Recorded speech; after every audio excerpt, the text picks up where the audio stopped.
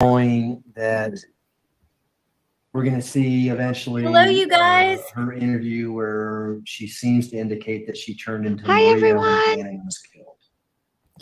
So we decided just to start it with this because she's talking about, it's probably very close to ending and we have lots to talk about, but she's talking about a really important part. And so it's still going, but it's really hard to find the time to come on. Our friends go live too, and you try to make, like, you don't want to go on right over top of them, but we all, like, I don't know. So it's just difficult, but thank you guys for being here. And hey, Deb, hey, Maria, almost forgot to say hi to everybody. Hey, Jan, hey, Dee, hey, Amber, hey, K-Braze, hey, Jen Lou. Hi. This bitch is off the look, y'all. I'm gonna tell y'all right now, okay? I have been sitting quietly, taking notes and not commenting, but y'all. Oh, I know. Let me just start with she done brought up Tupac and Twilight, okay? That's all I'm gonna say, and then we'll get into it after we finish up.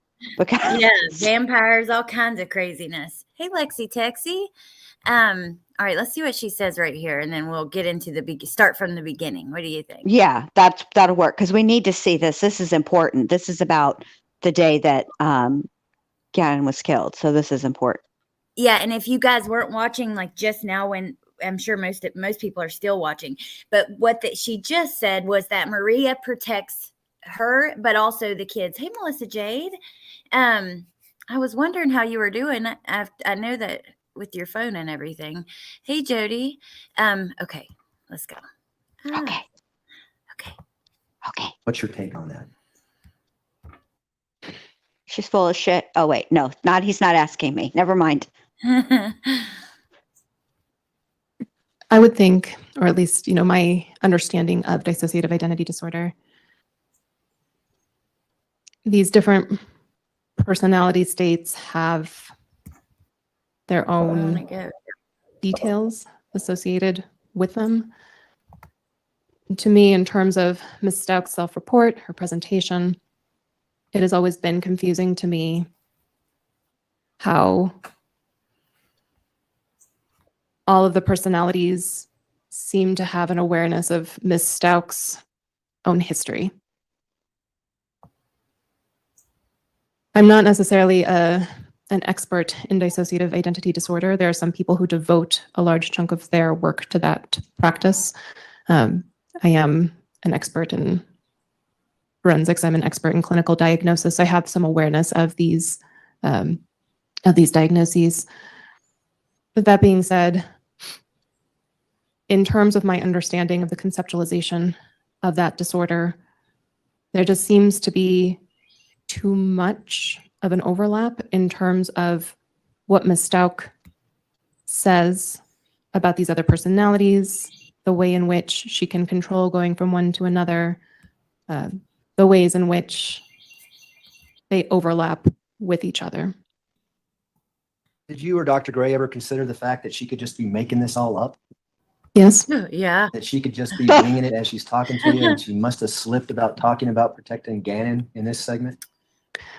I don't know that we ever thought of it specifically like that. I mean, we did consider the possibility of feigning or exaggerating, simply given the fact that she exaggerates. She seems to exaggerate in her self-report to us throughout these interviews, the psychological testing, the fact that her self-report during the sanity evaluations is at times consistent and at times significantly inconsistent with her self-report at the time of the competency evaluations, as well as the collateral data that we had available to us. I'm just going to, until they play her video again, I think that we'll chat for a second because I wanted to talk to you about this witness in particular. So she actually did you just think that somebody the first competency exam, right? Yes. Jackie Grimmett did the second one. Correct. And she was and Jackie was requested by the defense. Okay. Now, this Loandra Torres, she said earlier that she has never had a patient with dissociative identity disorder. She said she's never assessed someone. She doesn't believe she's ever assessed someone with true, genuine dissociative identity disorder. And that shows you how rare it is, I think, because it is very rare. It's not, unless I misunderstood that. That's the way. No, you're 100% correct. It is, she said, she actually gave a number. She said less than 1% of the population has true dissociative identity disorder. It's incredibly, incredibly rare. Yeah, see? Wow. And I will say this is important to note as well before I forget, because I'll forget. There are two different schools of thought. There are some psychiatrists, academic psychiatrists, who do not believe that dissociative identity disorder is real at all, period. Right. They do not think it exists. I do think that is like a very antiquated thought process.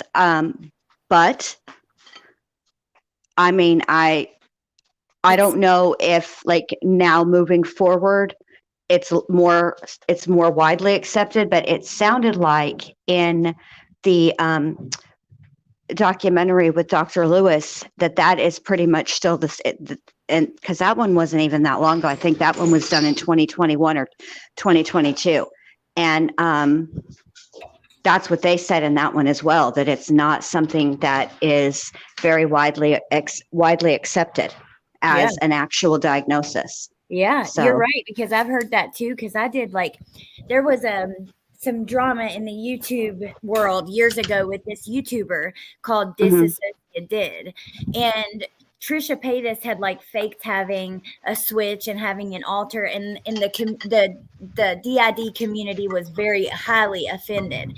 And during that time, I did I remember doing research and watching their videos and learning about it. And I remember that was one thing that was said, some psychologists do not even believe that it exists still to this day. It's a very controversial thing in that world. So, hey, Spicy. Oh, I already said in the chat, but hey, Spicy Sugar, and hey, Corky. All right, let's see if they play her any more in person. I don't remember this. Well, I think it's interesting though that they don't. Leticia's. I've never seen anybody with DID present like this ever. The way she's doing. Yeah. Oh, it's very interesting, and the way that she. Now, I gotta say though, I'm even more worried that there's parts where you can tell that she's faking, but what if somebody, I don't know, I'm just worried that, because I think there is something wrong with her, and I think she has identity disorders, like Dr. B said, with borderline. That is very common. Trisha Paytas is actually now diagnosed borderline, but she also has identity disorders, and that's why she even knew about dissociative identity disorder when all that scandal stuff happened. It's really common for people with borderline to have identity issues, but to the point where she didn't know right from wrong and that kind of thing. And did you hear today they talked some about covering up your act? Yes, but that's Colorado's laws, not everywhere else. Right. She would. Yeah. So I'm not worried about it.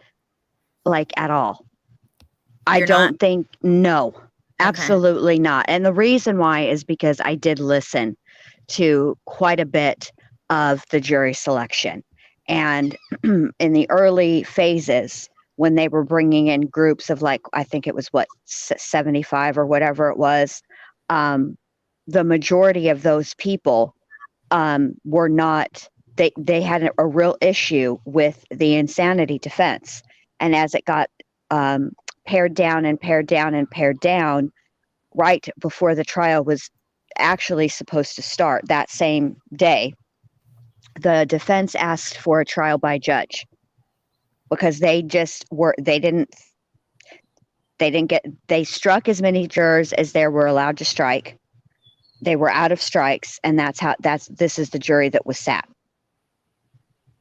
And they didn't think they were going to get a fair trial with this jury. They didn't think that the jurors could be impartial. But they said the jurors took an oath and they said that they would listen.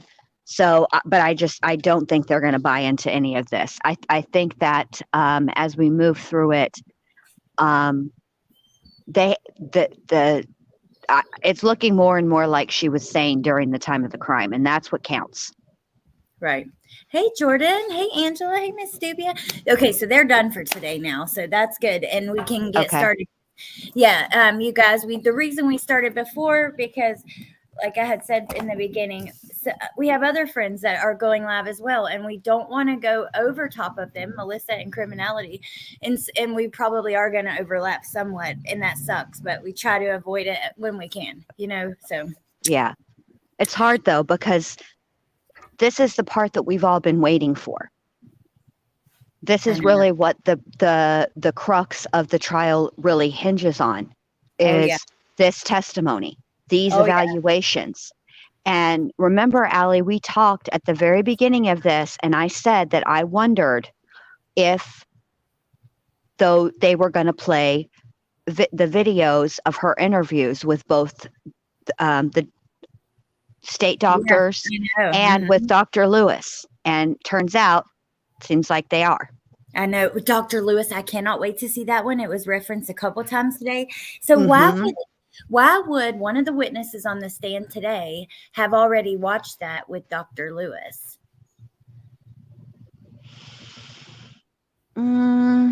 That was kind of interesting, huh? And 22 tantrums, I don't think she has a doctorate. That's not been confirmed. I think he was making a point today, and they never, no one ever has it double checked, but there's a lot of people who have tried to find record of it and haven't been able to find that yet. Maybe she does, but I think if she did, you guys, we'd be able to find it. I have to say that. I mean, people have been looking for her doctorate since 2020. If there was one to find, we would have found it by now.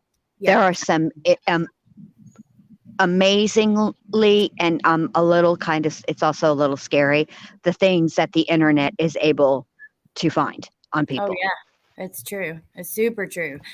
So yeah. And oh my gosh, actually, speaking of we've all been waiting for this. God, I've been waiting on this trial since day one, but it's funny because back in the day when it started, I covered it even then, but I started on TikTok. But now I'm getting a lot of people that are watching those old videos, I guess because of the trial, commenting on them and stuff. So it's pretty interesting. But yeah, we've all been, it's just, oh my God. I don't even know how we're going to feel when it's over. I think it's going to be like a full emotional process. Please sign on. Oh, yes. It will be. It will be. I just...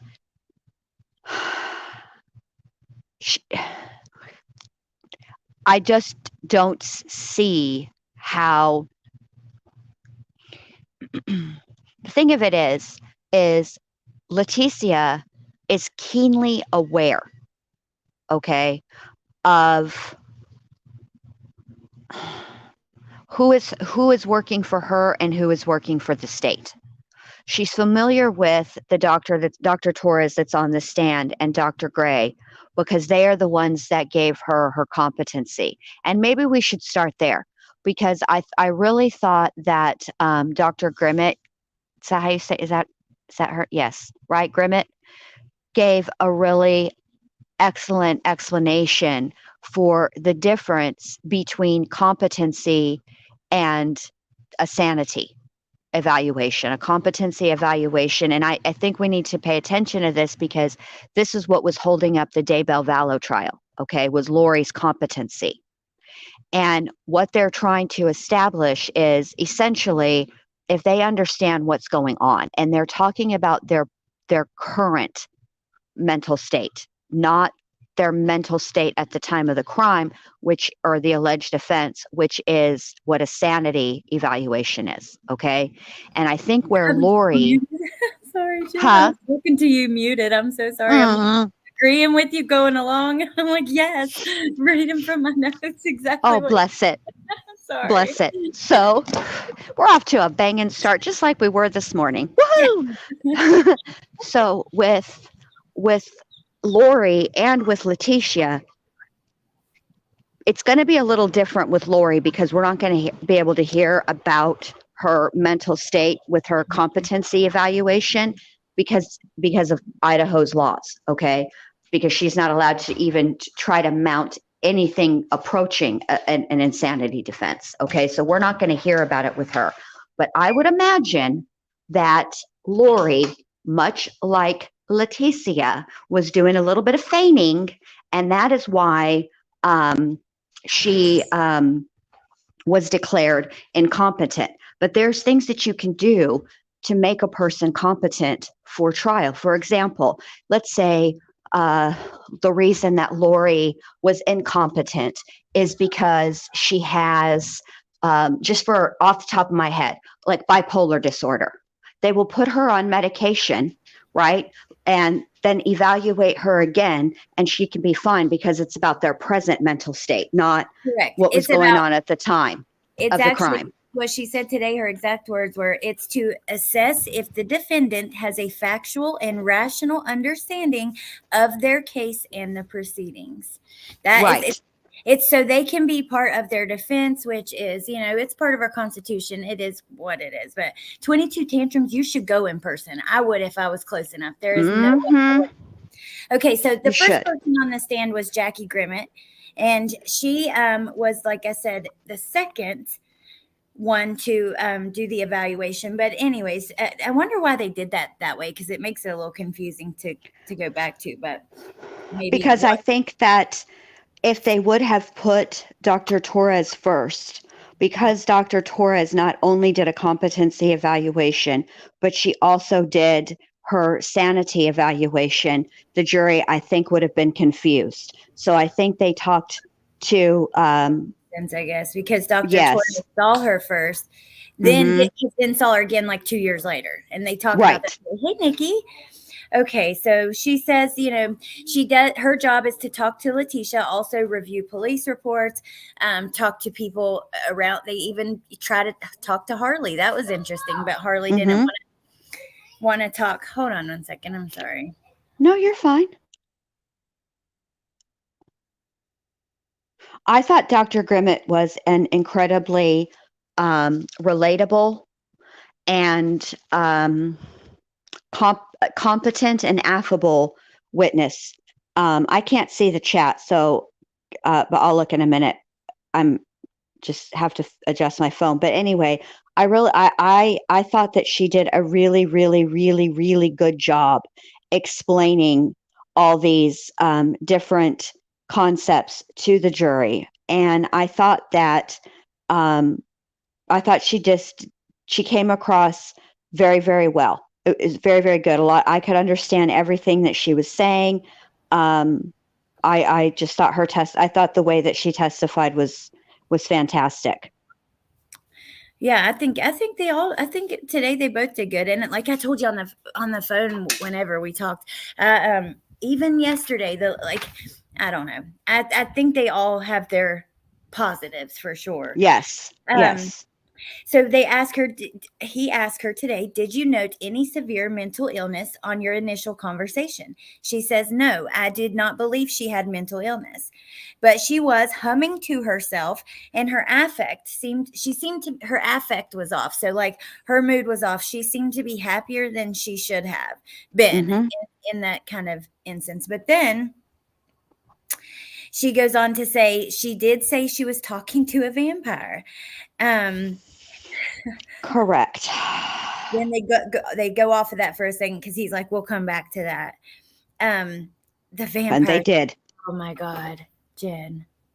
If nothing else, she's creative, for sure. I will say this. One thing about Leticia is, if we can be just a glass, I don't even think it's really half full, but she does keep the crazy fresh. Yeah, she definitely does. Hey, Laura. They do talk about her medications for anxiety and nightmares. She'd consistently been observed to not have symptoms of serious mental illness. And then they talk about her incoherent kites. November, all of a sudden in November, she starts talking about mental illness after competency was raised. And yeah, her lawyers, man, today, I wrote right here, bro, in my notes, I'm ridiculous to myself. bruh. Not even reading them. I was impressed because they are trying everything they can. They are working hard to try. It's their job, you can't be angry Right. at them. So, but yeah. No, but we talked about this too. I said, just wait, you guys, because their whole defense is that she was insane. So they're not really going to go after a lot of the forensic evidence and stuff like that, because that's not really what they're going to focus on. They're concentrating on all of her psychiatric evaluations, and right out the gate. I mean, they did it yesterday and they did it again today. Yeah. They asked all kinds of hypotheticals, which frankly, some of them got on my nerves because they were a little off in the weeds. And I was like, are you testifying or is the doctor? Because I'm, real confused. I know. Oh, you know what? 22 tantrums. If you ever wanted to give your, you should, if you ever want to join a panel one night talking about this, I would love for you to join. She's Absolutely. a doctor too. So I think that's so interesting. Like hearing from Dr. B, I bet you she was crazy today. So another part they talked about today was her observed jail calls. And it was interesting because she would have some phone calls they were different. So, and some of them involving these vampires. So there was some inconsistency between who she was talking to and what she was saying. Sometimes she was illogical, saying she wasn't doing well and going insane, while at the same time having calls with Harley, giving detailed instructions for banking and saving money, etc. The calls would happen on the same day, so it was clear that it was an act. Right. Like, wow, Leticia, don't you know they're recording you? Brilliant, Miss Dr. T. Yeah, Dr. T. Like, what are you doing, Doctor? Because the thing with Leticia is,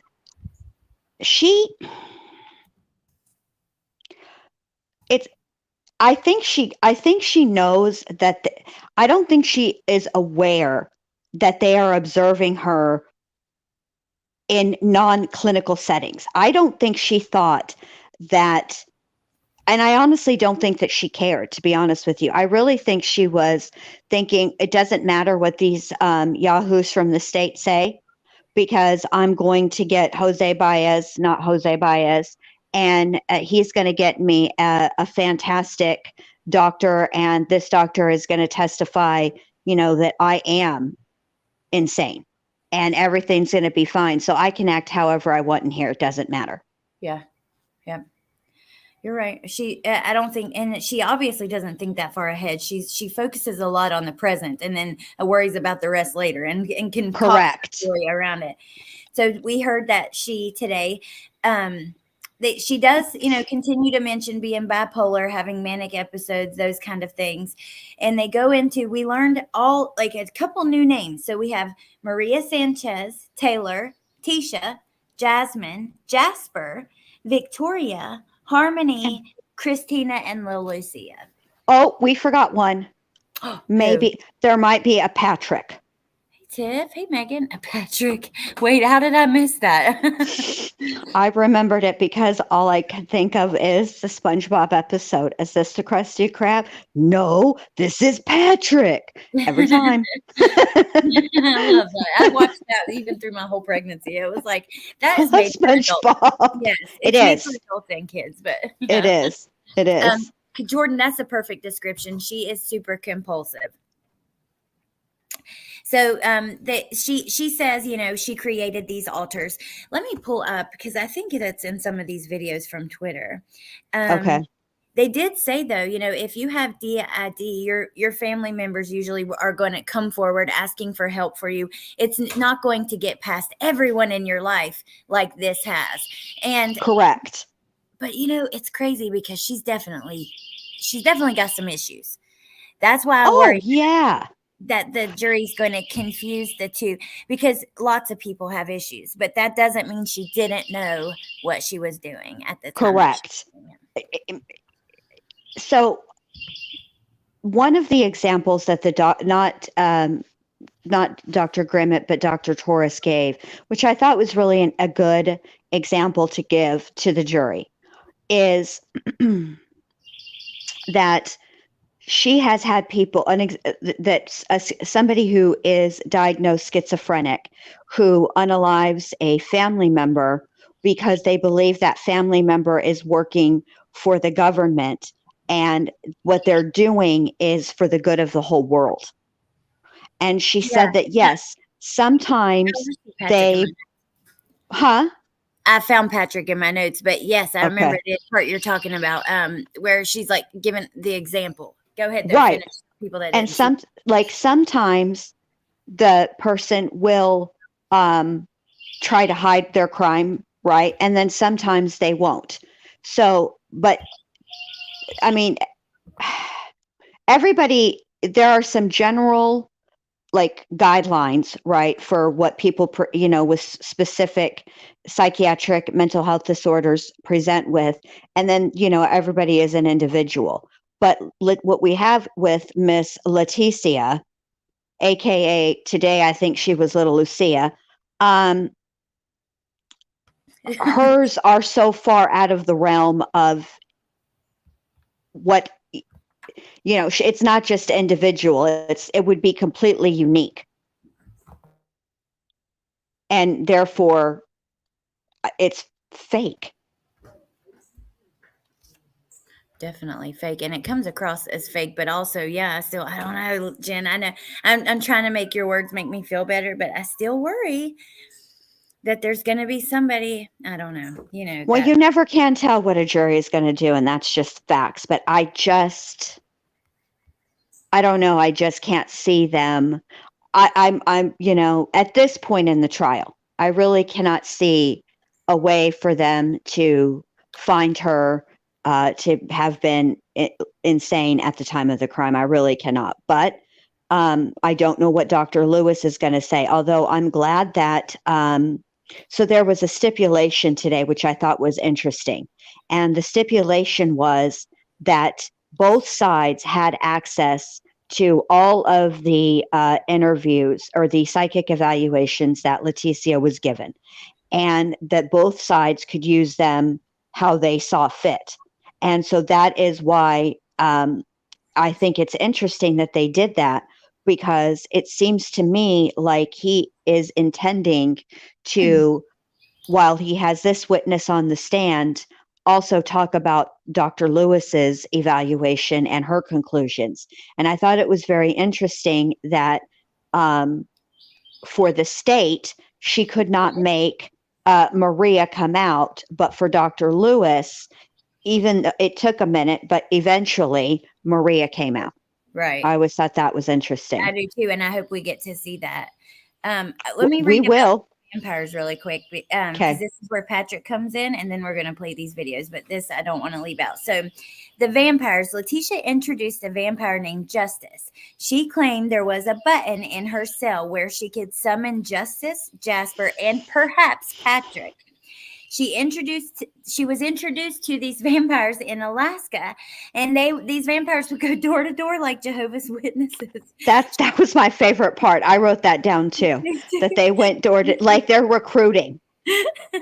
Reminds me of that Friday. Have you heard about our? Are you concerned? Do you want to live forever? Because if you do. She says it seemed she was conveying a story from fiction. You think? I mean, yeah. Well, and poor Dr. Grimmett had to Google it. When we were in Alaska, we met these vampires, and in Alaska, because where the sun's not out all the time, they like the cold. I can just imagine the detail she must have thought into and went into with that. But well, they actually didn't look up all of they missed a vampire movie. So there is a movie with Josh Hartnett called 30 Days of Night, and it's set in Alaska, and it is about vampires, and they do take over this town because they're going through where the sun doesn't come out or whatever, or what if maybe it's 40 Days of Night, 30 or 40, whatever the hell it is. But they're really weird vampires, John Huston is in it and everything, and they scream, and it's a good movie, but whatever. That's, I think she might have gotten those specific vampires. Like it's a hybrid between that movie and Twilight.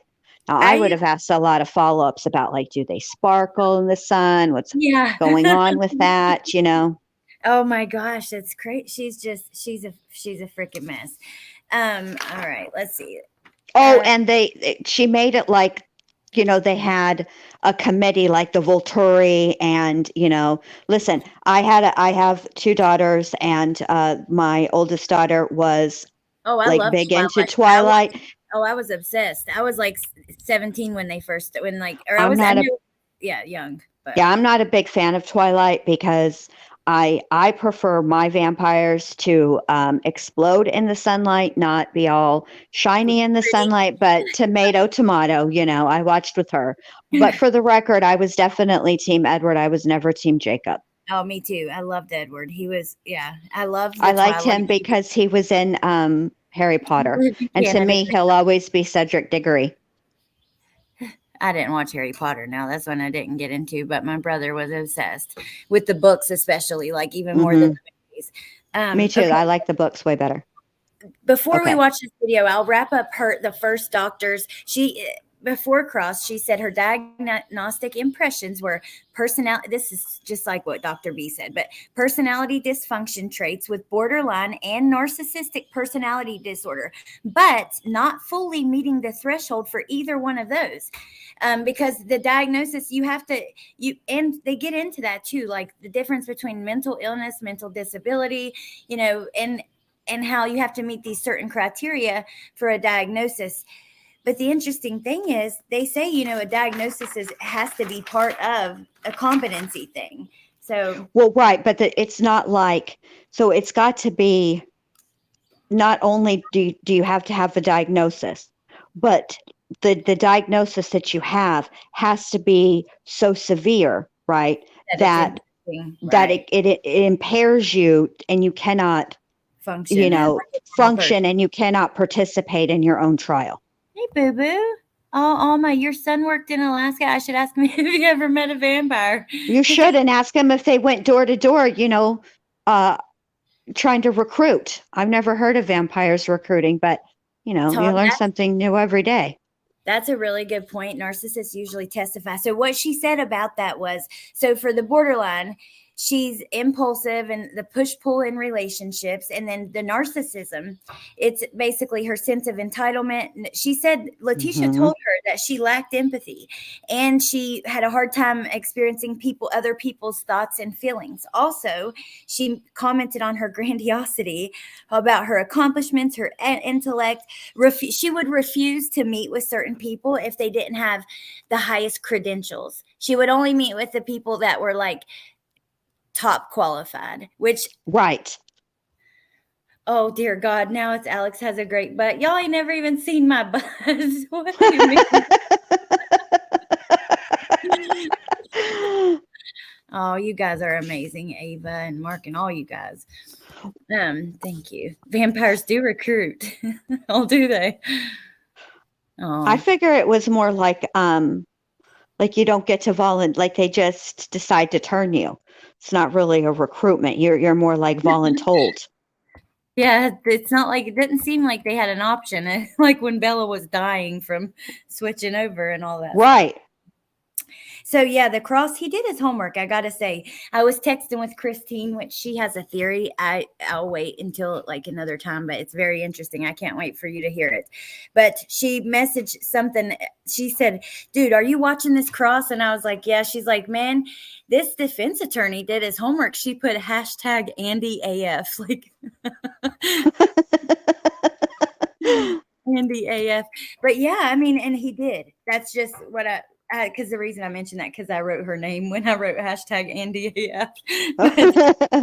He really was trying anything and everything. And I know it can be infuriating coming from like our side and wanting her to pay for what she's done. But I just have to remember that this is his job. He's doing what he's supposed to do. You know what I mean? Right. So, well, I thought that he did a good job on Cross. I have to give it to him. I knew this is when I was waiting for them to, like, for lack of a better word, like wake up and snap to it, because this is the crux of the case. And this is the part that they're focused on. So I was really waiting for this part. And I'm always interested in the cross exam, because the cross exam, I think, is when minds get changed.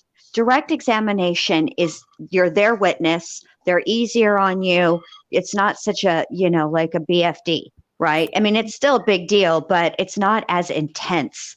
And, but cross is. And if I still have the same opinion, I always curious if I'll still think the same way about the testimony when cross is done. That's my measuring stick.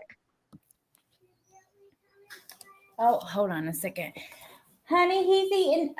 Hold on. Bentley's little friend is here. I'm sorry. Hold on 1 second. I think that for Dr. Grimmett, my mind was not changed. Because there was, for me, although he did a very, very good job, it was a lot of hypotheticals. And I feel like it would have, if his hypotheticals were something that Leticia actually displayed or presented with, if he could relate them back to Leticia, not just generalities, because they don't even think she actually has PTSD. That was the other thing. And so that's where I got a little bit like annoyed, because none of it like related back to Leticia. Like he didn't actually question her findings.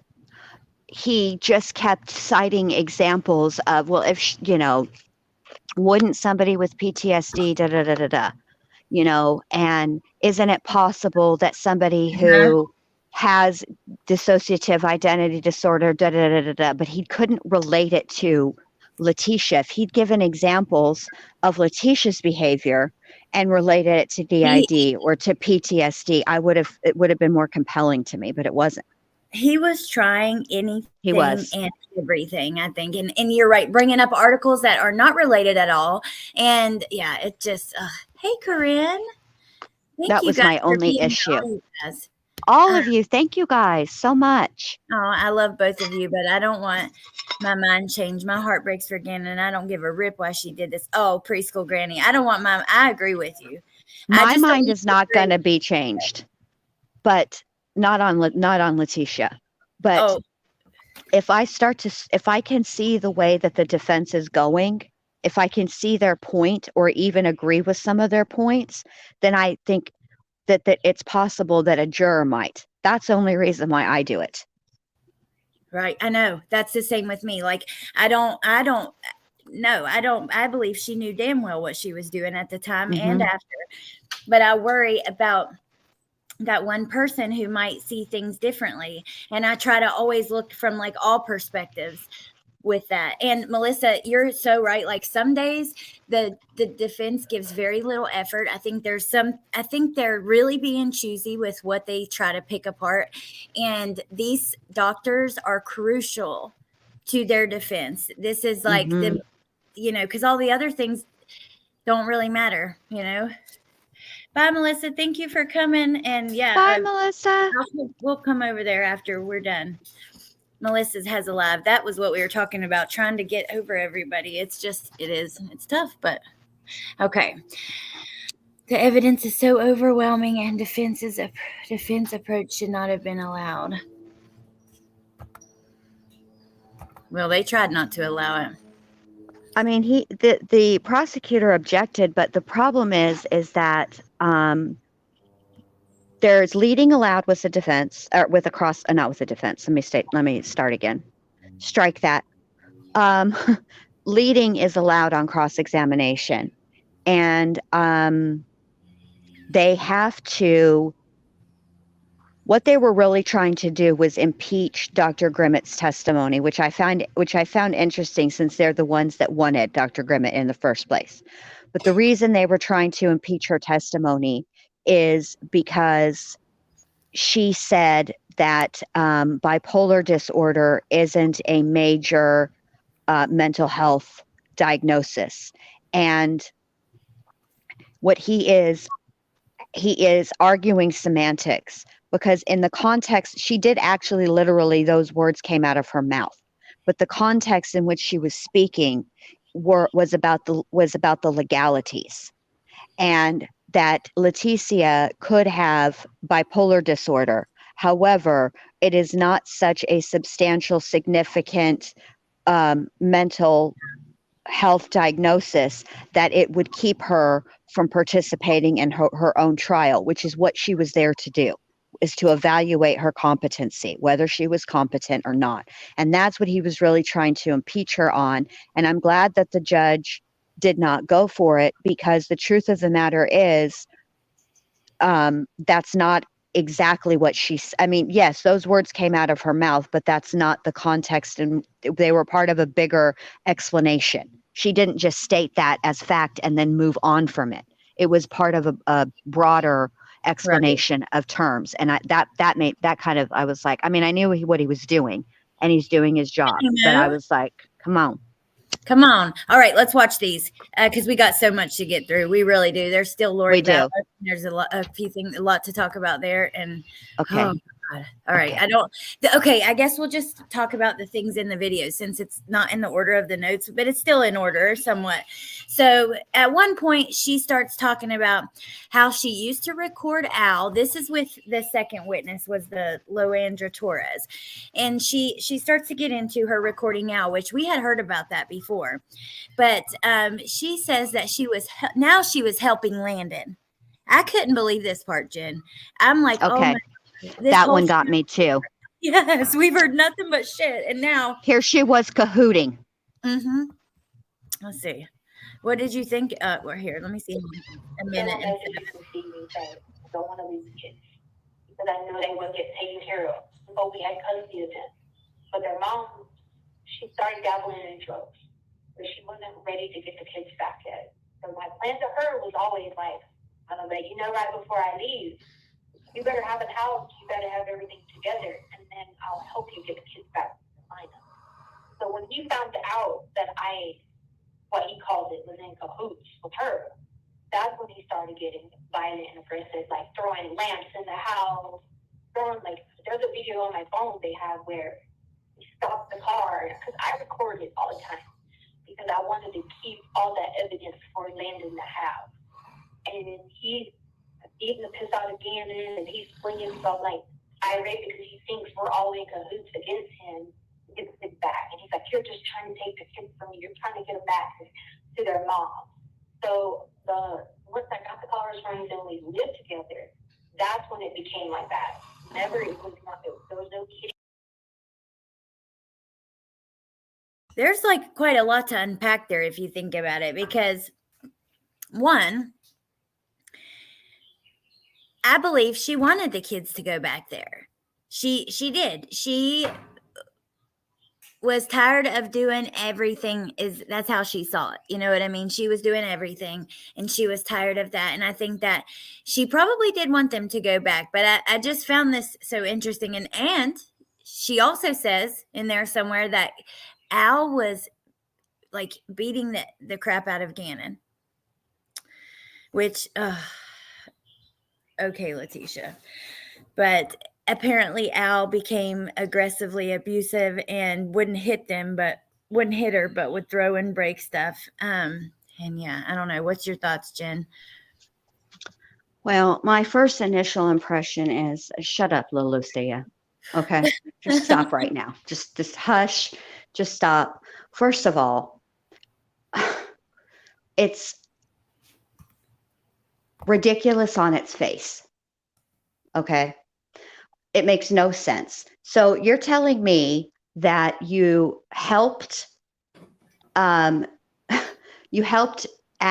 get custody from Landon of Gannon and Lena, and then you decided, no, I'm going to leave because I'm going to go to be a flight attendant, that I had applied for a job and I was supposed to start in the new year. Girl, bye. That did not happen. None of that happened. And all the time recording, and Al was, when was Al explosive and violent, Leticia? Because he was never home, according to you. So when did he have time to be smashing lamps and breaking windows and acting a straight fool, I ask you? Yep, exactly. It's one, it depends on how it benefits her, what the truth is. Correct. But if you'll notice, in every story that she tells, she is, for lack of a better word, the martyr. She's the one that does everything for everybody to her own detriment. Mm-hmm. Yep, she is. Oh my God, she's just sacrificed so much. I'm shocked that she doesn't have an altar named Saint Teresa, because, I feel like that, I feel sure that that's next. Okay, so this one is about the altars, actually. So that's funny that you say that. Comments. I'm just playing clips that we can find already clipped. Okay. Oh, don't y'all worry. Hold on, Allie, just one sec. Whenever all of the clips are in and played and all of that, there will be a roast, because there's so much roast-worthy material in this shit. And she is off the chain, and I can't contain it. I have to get it out of me, and it's the only way I can do it. So yes, we shall be roasting one. Leticia, Lil Lucia, Maria Sanchez, Patrick, Justice, Jasper, Victoria, Angel, Samara, Angel, Christina, Taylor, Harmony, Stauch. Yeah. There you go. Jesus. True Crime Crazy. I thought about that too. He held it together better than anyone I have ever known on those phone calls. If he was horrible, explosive person, he would have blown up on her on those calls. Now, remember, he does have the police with him there. So that probably helped him a little bit. But still, yeah. Why are people saying that, Teresa? I keep seeing that, like the red and black. What? The red and black. Oh, okay. Because apparently the colors red and black are triggering for her because of her stepfather, as they call him, Jackass James. And so, yes, the Dr. Torres was wearing a red and black ensemble, and Leticia didn't speak to her immediately when she entered the room to be evaluated. Okay. Meanwhile, Leticia can only move her arm about half of a centimeter. Nobody is scared of you, Maria Sanchez. I told y'all Maria was the professional one, which we're about to find out about that too. Yeah. RJ, according to the phone calls, Leticia was calling his ex-wife a B and hated that she was taking care of the kids. But now, all of a sudden, she's Landon's friend, providing her evidence. Exactly. Oh, welcome, preschool granny. Thank you for joining. Yay! Okay, let's hear this one. This is about, some of the altars are. It says her main personality is Taylor is Leticia's main personality, and Leticia is bipolar and a hot mess, she wrote. But okay, let's hear. From when I was little, as I got older, there was more like Leticia, Taylor, Maria, she's protector.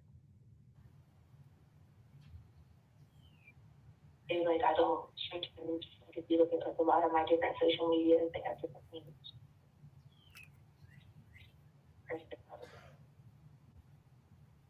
Different page, different one point.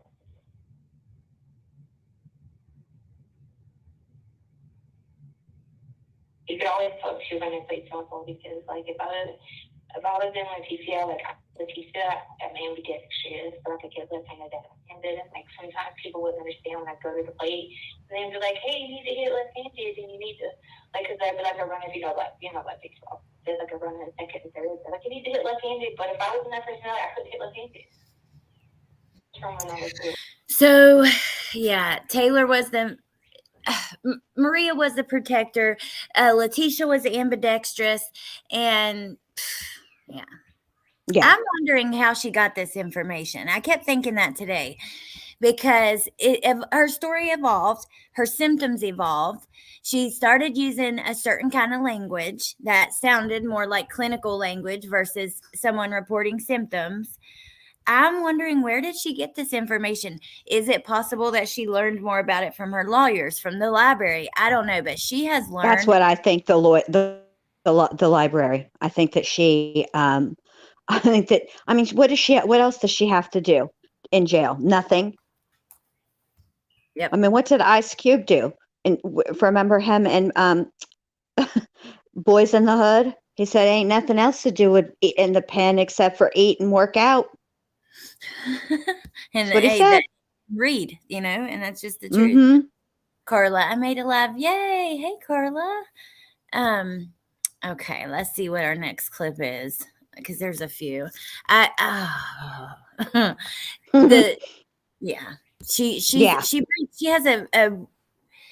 She's capable of bringing anger out of me and many of you guys. I've seen it that more than like anyone. Her and Lori both, actually. Yes, because they're so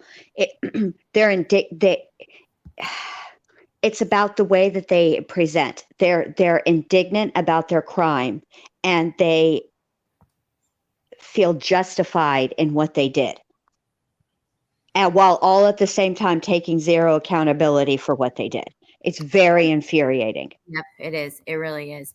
So this is at the end when we came live, and I think we kind of missed this, but the closed captioning was on, but he was, because Melissa wrote in the chat, she's going to testify. Let's hear what they said exactly. Okay. Consider before you make that decision. At some point, however, I will ask you the ultimate question.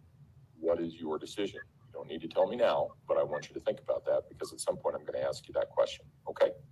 Consider before you make that decision. Was he just advising her about testifying? She will have to answer the question next week. Okay, so she may not be. Right. This is standard. This happens every trial. In every criminal trial, the defendant is always asked whether or not they're going to testify. The judge explains what testifying will mean. They don't have to testify, and that if they choose not to testify, he will instruct the jury that they should not read anything into them not testifying, because they have a legal right not to. So this is standard protocol. I cannot imagine, y'all, any scenario under which either Leticia, Maria Sanchez, Christina, Lucia, Patrick, Samara, Harmony, Jasmine, or anybody else gets up on that stand. Right. Well, here's some of her law. I don't know so just fair warning, I haven't seen this yet, but let's see what her lawyer. I'm seeing things that aren't there. Then the next thing. Sorry, the world is ending. There's another soundbite. I have this belief, and no matter what you show me, what you do, I'm not changing this belief that I have, which is I'm seeing things that aren't there. Then the next thing would be disorganized thought or disorganized. You don't want to cover the rest of the hallucinations? I can. What else do we have? I thought I have the main one. Well, there's a couple more that you should know about. Tell me. There's olfactory hallucinations where She did not want to be found crazy. First of all, I never said she was malingering. Okay. Mr. Young's, after I'm done, he's going to come up and you guys are going to discuss why he thinks his article is garbage. And I'm going to object to this line of testimony as to irrelevant. Like a little trapdoor that opens. But she experienced some mental problems and she started having visions of her stepfather that interfered with her work. Yes. And what is word salad?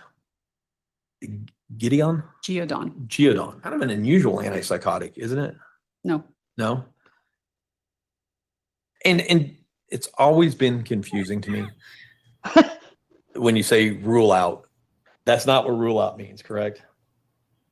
Very confusing. A lot of some things that you eats away at your soul and your brain feels like something's eating it. Oh, is the accent that was from something Scotland. They got into was about what it does to you being in solitary confinement. And I've actually done some research on this in the past. It's actually, some studies show that it's very damaging. Now, they said certain people with psychiatric conditions, it could be helpful to be alone, but some studies show, and maybe it's just your average person, it can be very damaging. Even if you think about that very, very famous study in psychology of the. Where'd you go? Uh-oh. Okay, she's talking about the Stanford experiment.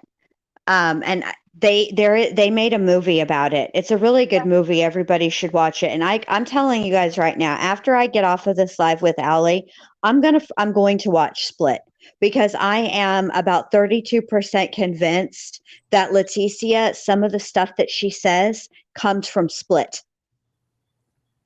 Oh, I would not be surprised at all. But what I was saying before I came off was they were talking today about solitary confinement, what it might do to someone, how it's usually, different studies have shown that it's harmful, but some people with certain disorders, it could be beneficial to be alone.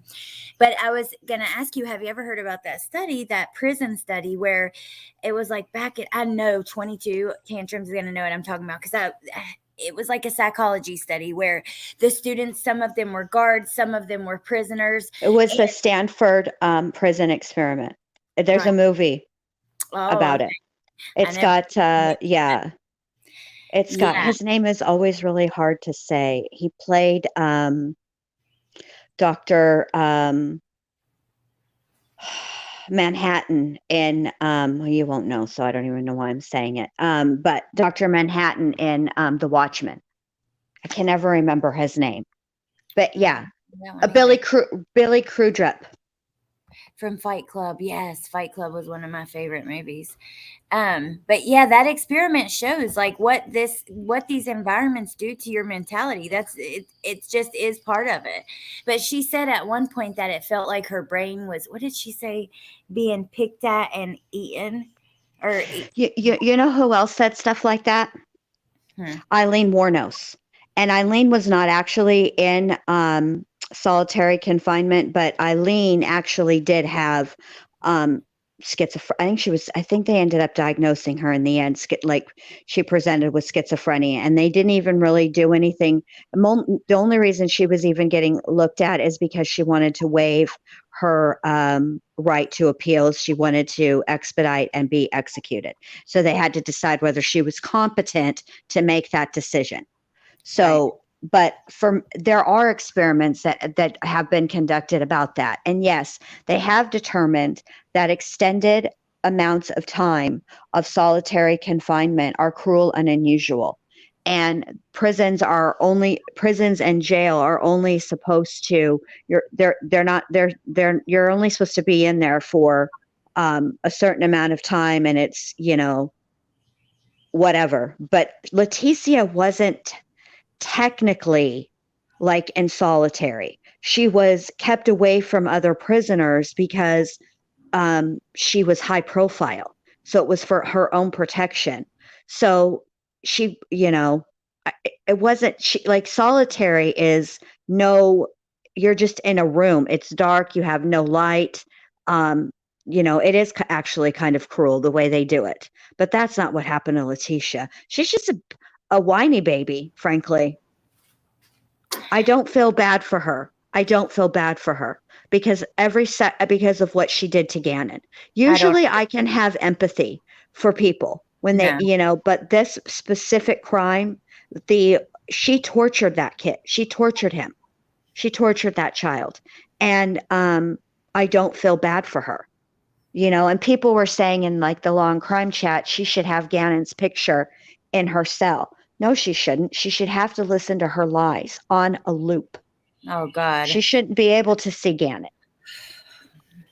Because the truth of the matter is, that's the only part in the early days of the trial that she sat up and paid attention during, was the freaking autopsy photos.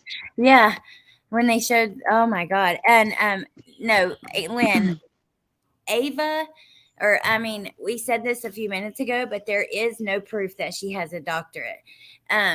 None. We cannot find it.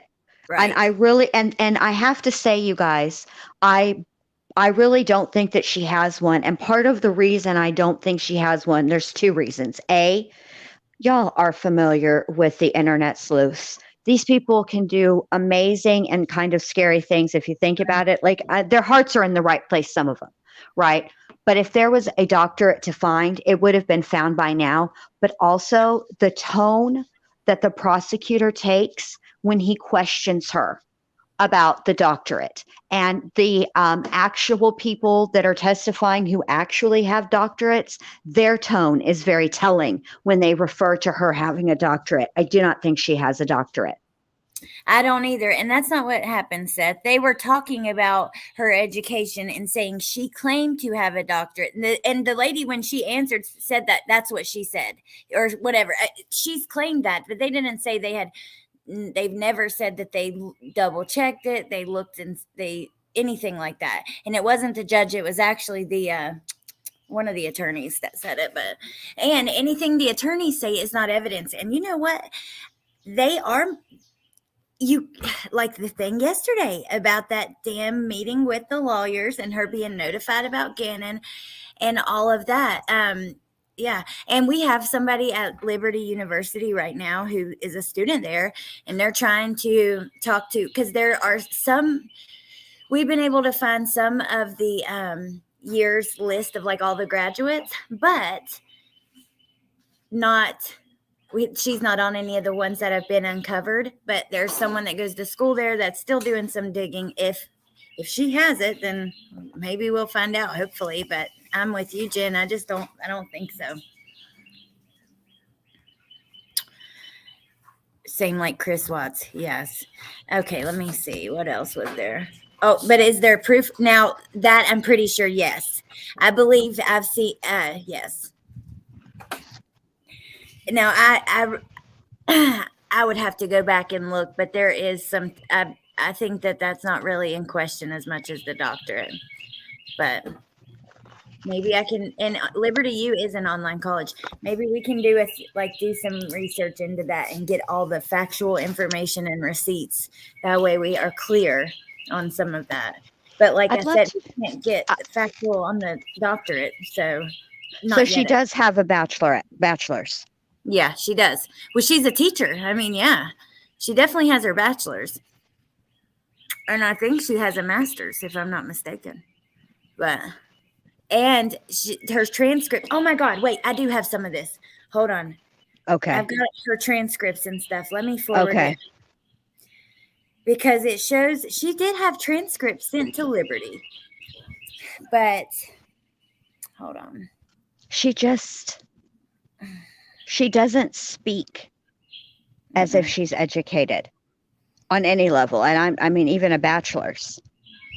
I agree. She uses words incorrectly. I was over on Crime Curious's page today or channel today, and she had a post up about, and I believe it has to do with her education.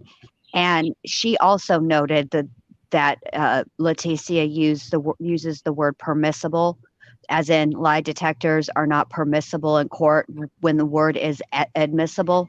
Mm-hmm. And she just doesn't sound educated.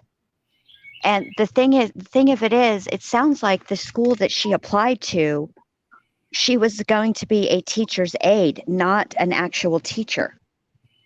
Stephanie confirmed it. Okay, because look, this I gotta see that. Did she find the I need to see it. But okay, we do know this. This is a government website. Okay, the South Carolina website, and here's her profile. She's listed as having a master's plus on here. Whatever that means. 5 years of experience. Okay, let me see what else. There's more though. There's like a bunch of screenshots with this. Principles of learning. She's passed. These are the exams she's passed. Elementary education. So that was in 2012 where she did the last two. Let's see. Oh no, here we go. 2019 request for action. This is when she got. Here's some of her transcripts. She had a transcript sent to Virginia in 2015, transcript sent to Virginia in 2017, 2017. But that's where I'm pretty sure that's the Liberty University, because Teresa's who sent me these. We were trying to dig into this, but I still can't find proof of a doctorate. That's just the facts. And the South Carolina website, which is where she was working right before they came, and really where she held her last job consistently teaching, right? She is listed as having a master's plus 30, it says, which means maybe a master's and some, but not a doctorate, or it would say doctorate, right? Right. That's so I don't know. I think we just have to keep doing some digging. Let me see what else is here.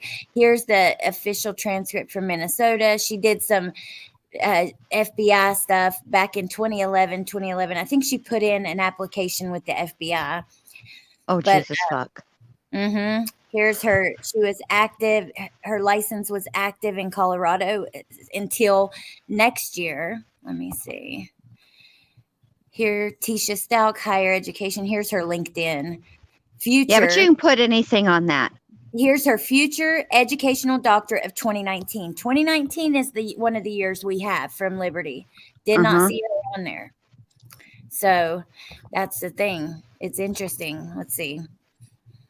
Because that's one of the transcripts. Let me go get that actually too. That Parker got. So I don't know. But I do trust Stephanie too. I love Stephanie Harlow. She's great. But maybe, I don't know. Maybe she just, I don't know.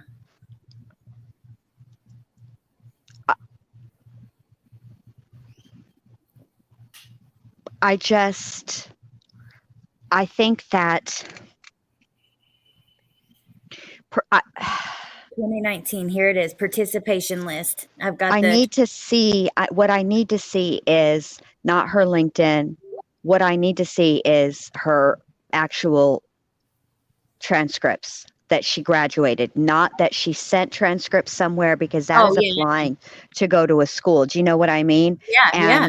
I feel like that might have been her ultimate goal. Right. But I don't think that she did. I don't think that she did it.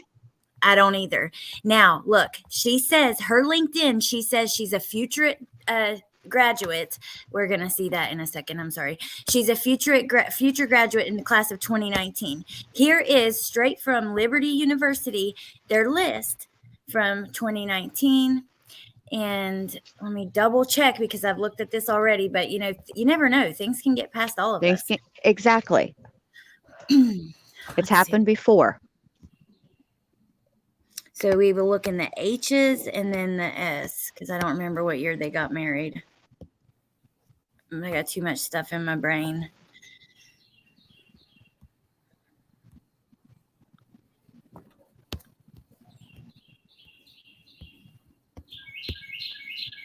Listen to that bird just singing. I know. Hardin and Hunt. I'm going to look under Hardin, Hunt, and Stauch, just to be sure. Right. And maybe I didn't look under all three of those. Well, if it would be right there. LMNOPQRS. Okay. It's coming. Kenneth Hardin, Michael Hardin, no Leticia, and then no Hunt. Tisha. No Lynn either. Don't know if we'll be able to find all these other names, but that certainly wouldn't be on her thing anyway. So right. All right. H-O. Just hit Control F and go skip to the S's. Oh, okay. Well, here's the Hunt first before we go. Okay, Hunt. Let's see. Laura Hunt, and then she's not under that, so no. And then what do I do? Control F. F. Okay. And there should be a little window that pops up. Does a window pop up? Yeah. Okay, type in Stauch. Okay. I guess nothing. It says 0 out of 0.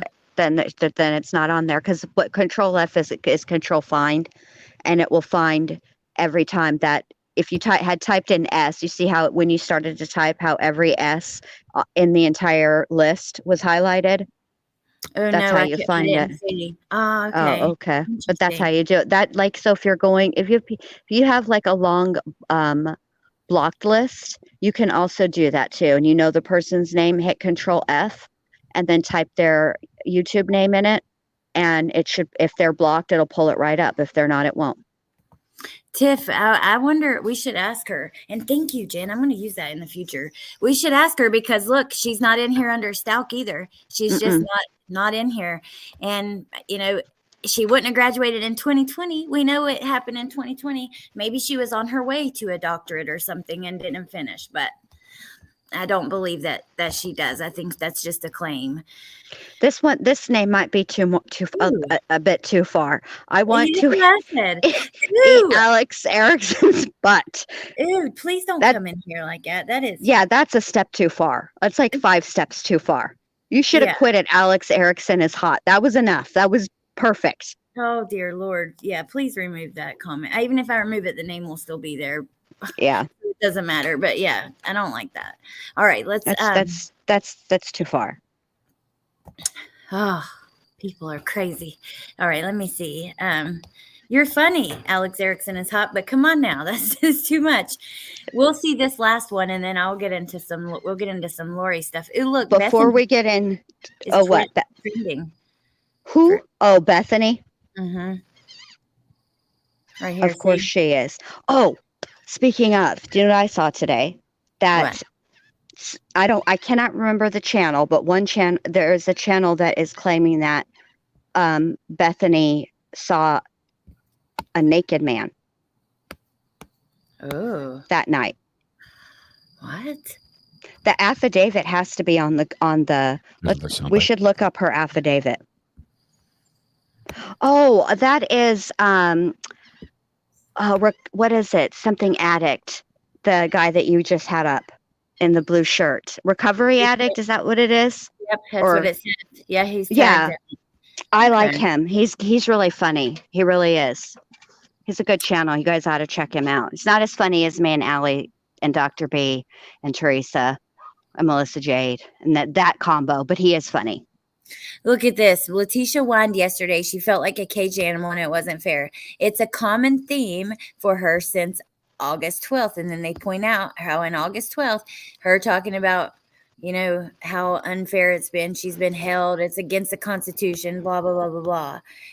She's caused problems from the beginning, just straight. That's one thing that Allie and I were talking about today after the live was the doctor that testified yesterday, who was in charge of kind of overseeing Leticia while she was in jail.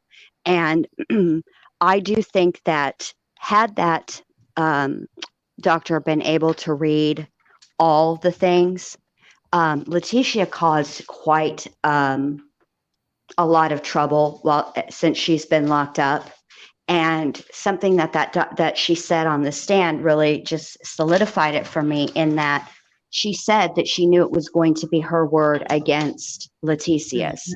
And Leticia, I think in a lot of ways, Leticia is the type of person, the type of prisoner that the staff at the jail doesn't want to deal with because they're litigious.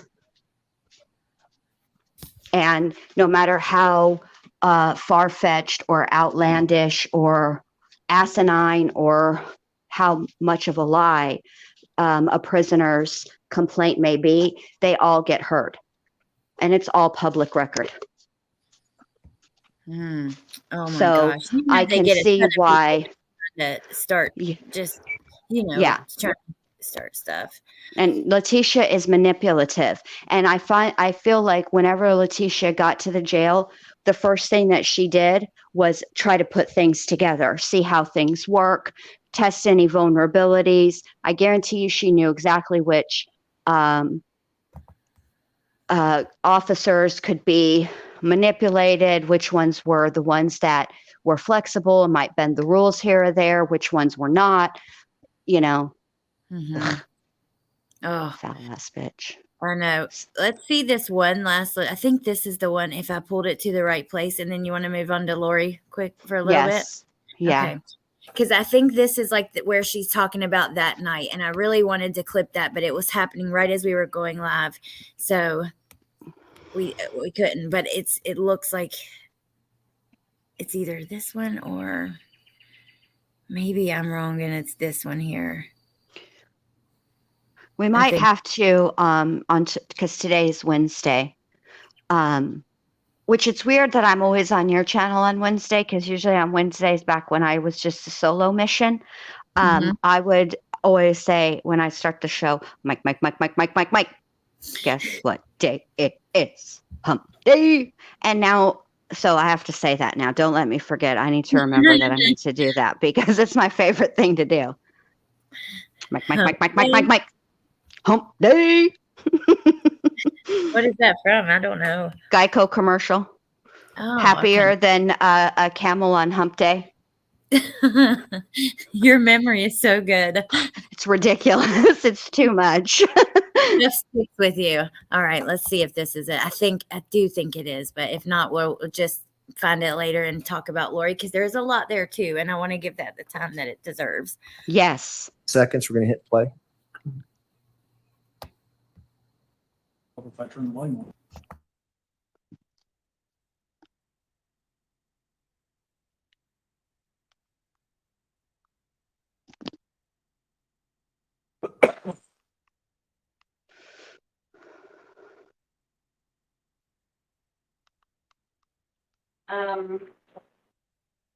Yes, I do have a couple of questions.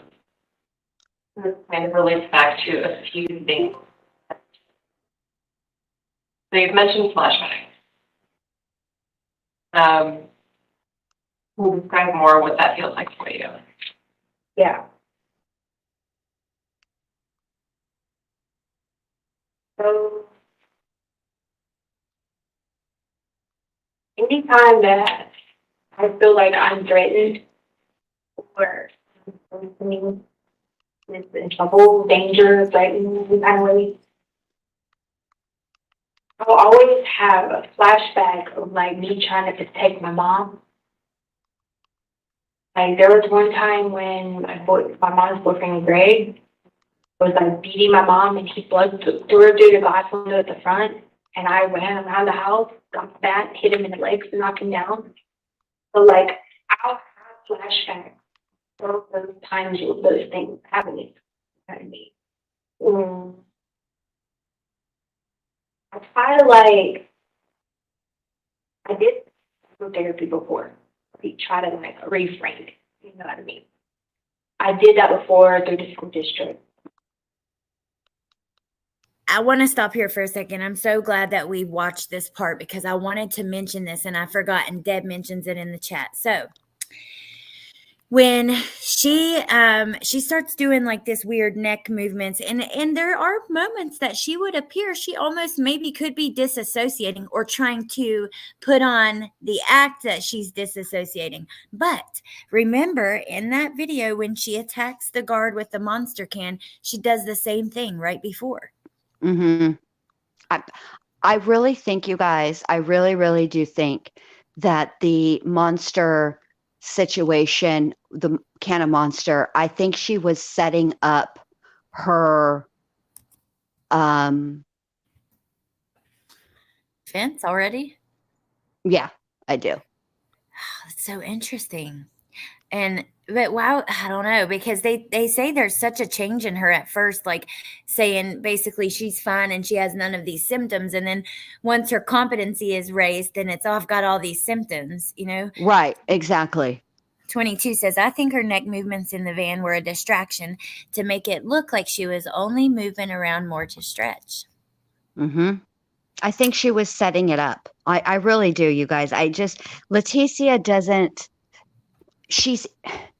does she have some mental health issues? Probably.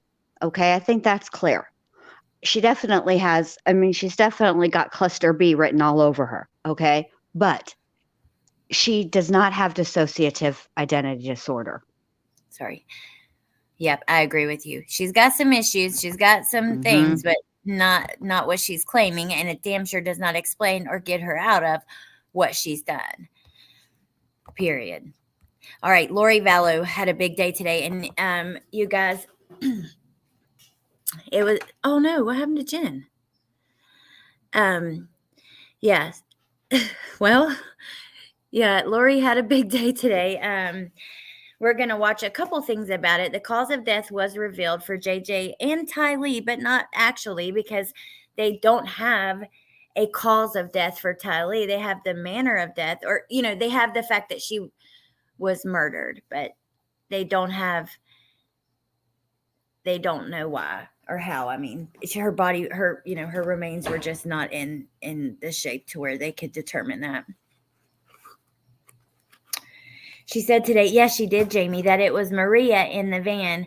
But then when they play it, she didn't have a Spanish accent. So I hope Jenn's okay. What happened to her? We'll wait for a second before we play our video, just because maybe that bird got Jenn. That was here, Punksy. Punksy, now I can't. I need to go fix your link because I can't even drop your link because it doesn't go to your channel. That sucks. But Lynn, if you don't mind, could you drop it for me? Pretty please. Why so long for this easy trial? More money for the legal system. Mark, that's what I said. I don't know why she would fight. I don't know why either one of them are fighting this. I'll be honest. To me, I guess you're probably their narcissism, their narcissistic traits make them want to do that. And then, it's their only chance, but I just don't see the point in fighting it when there's this much evidence. And yeah. And Well, I feel like with Lori, her deal is,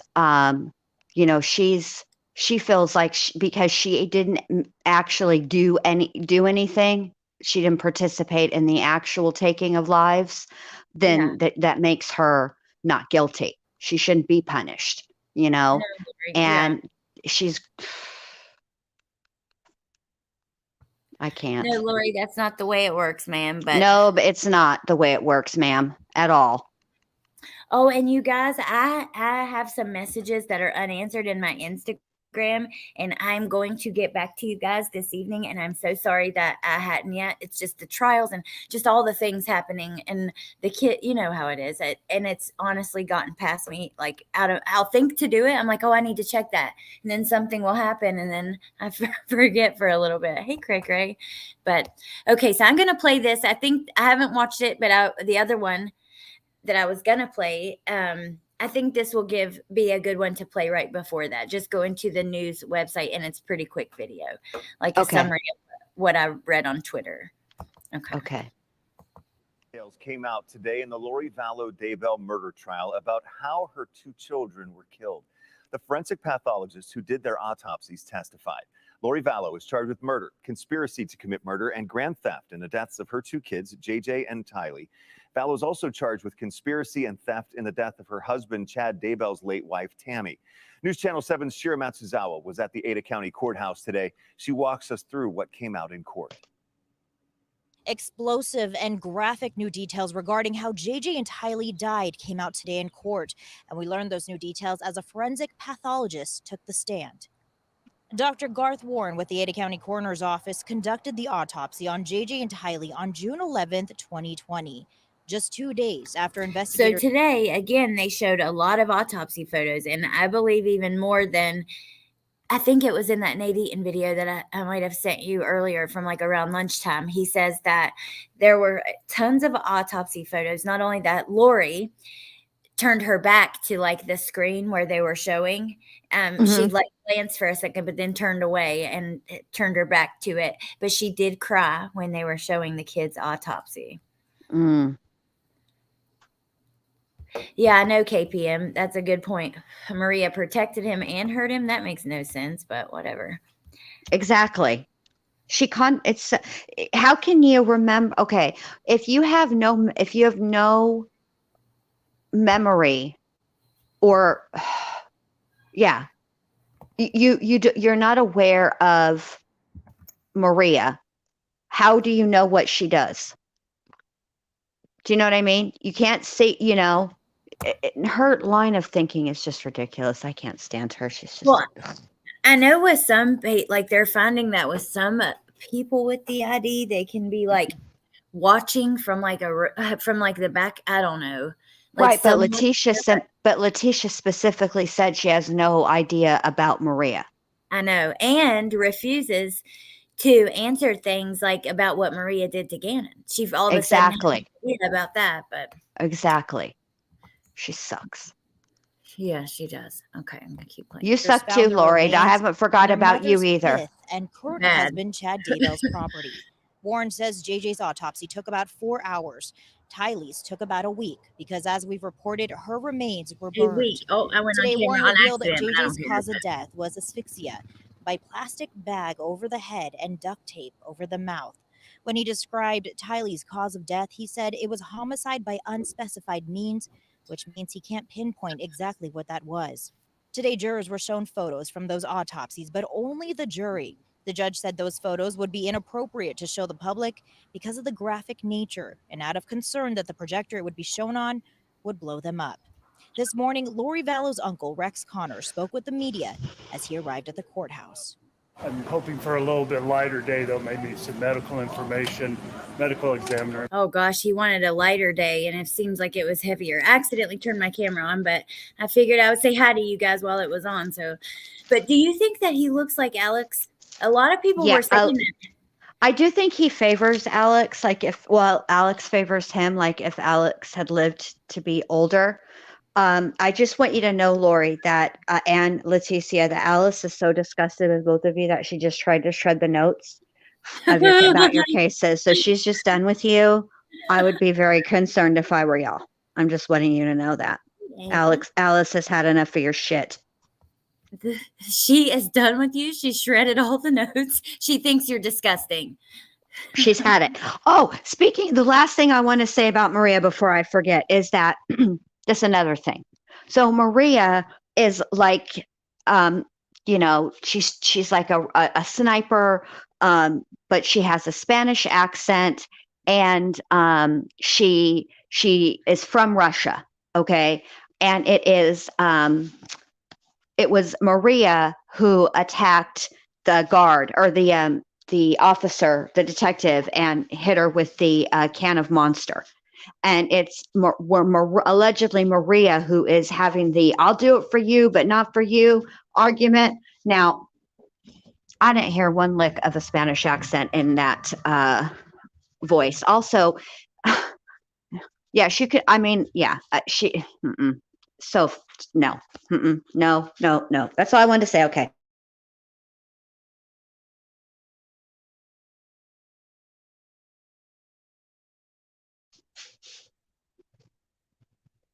Allie's talking. You're on mute, babe.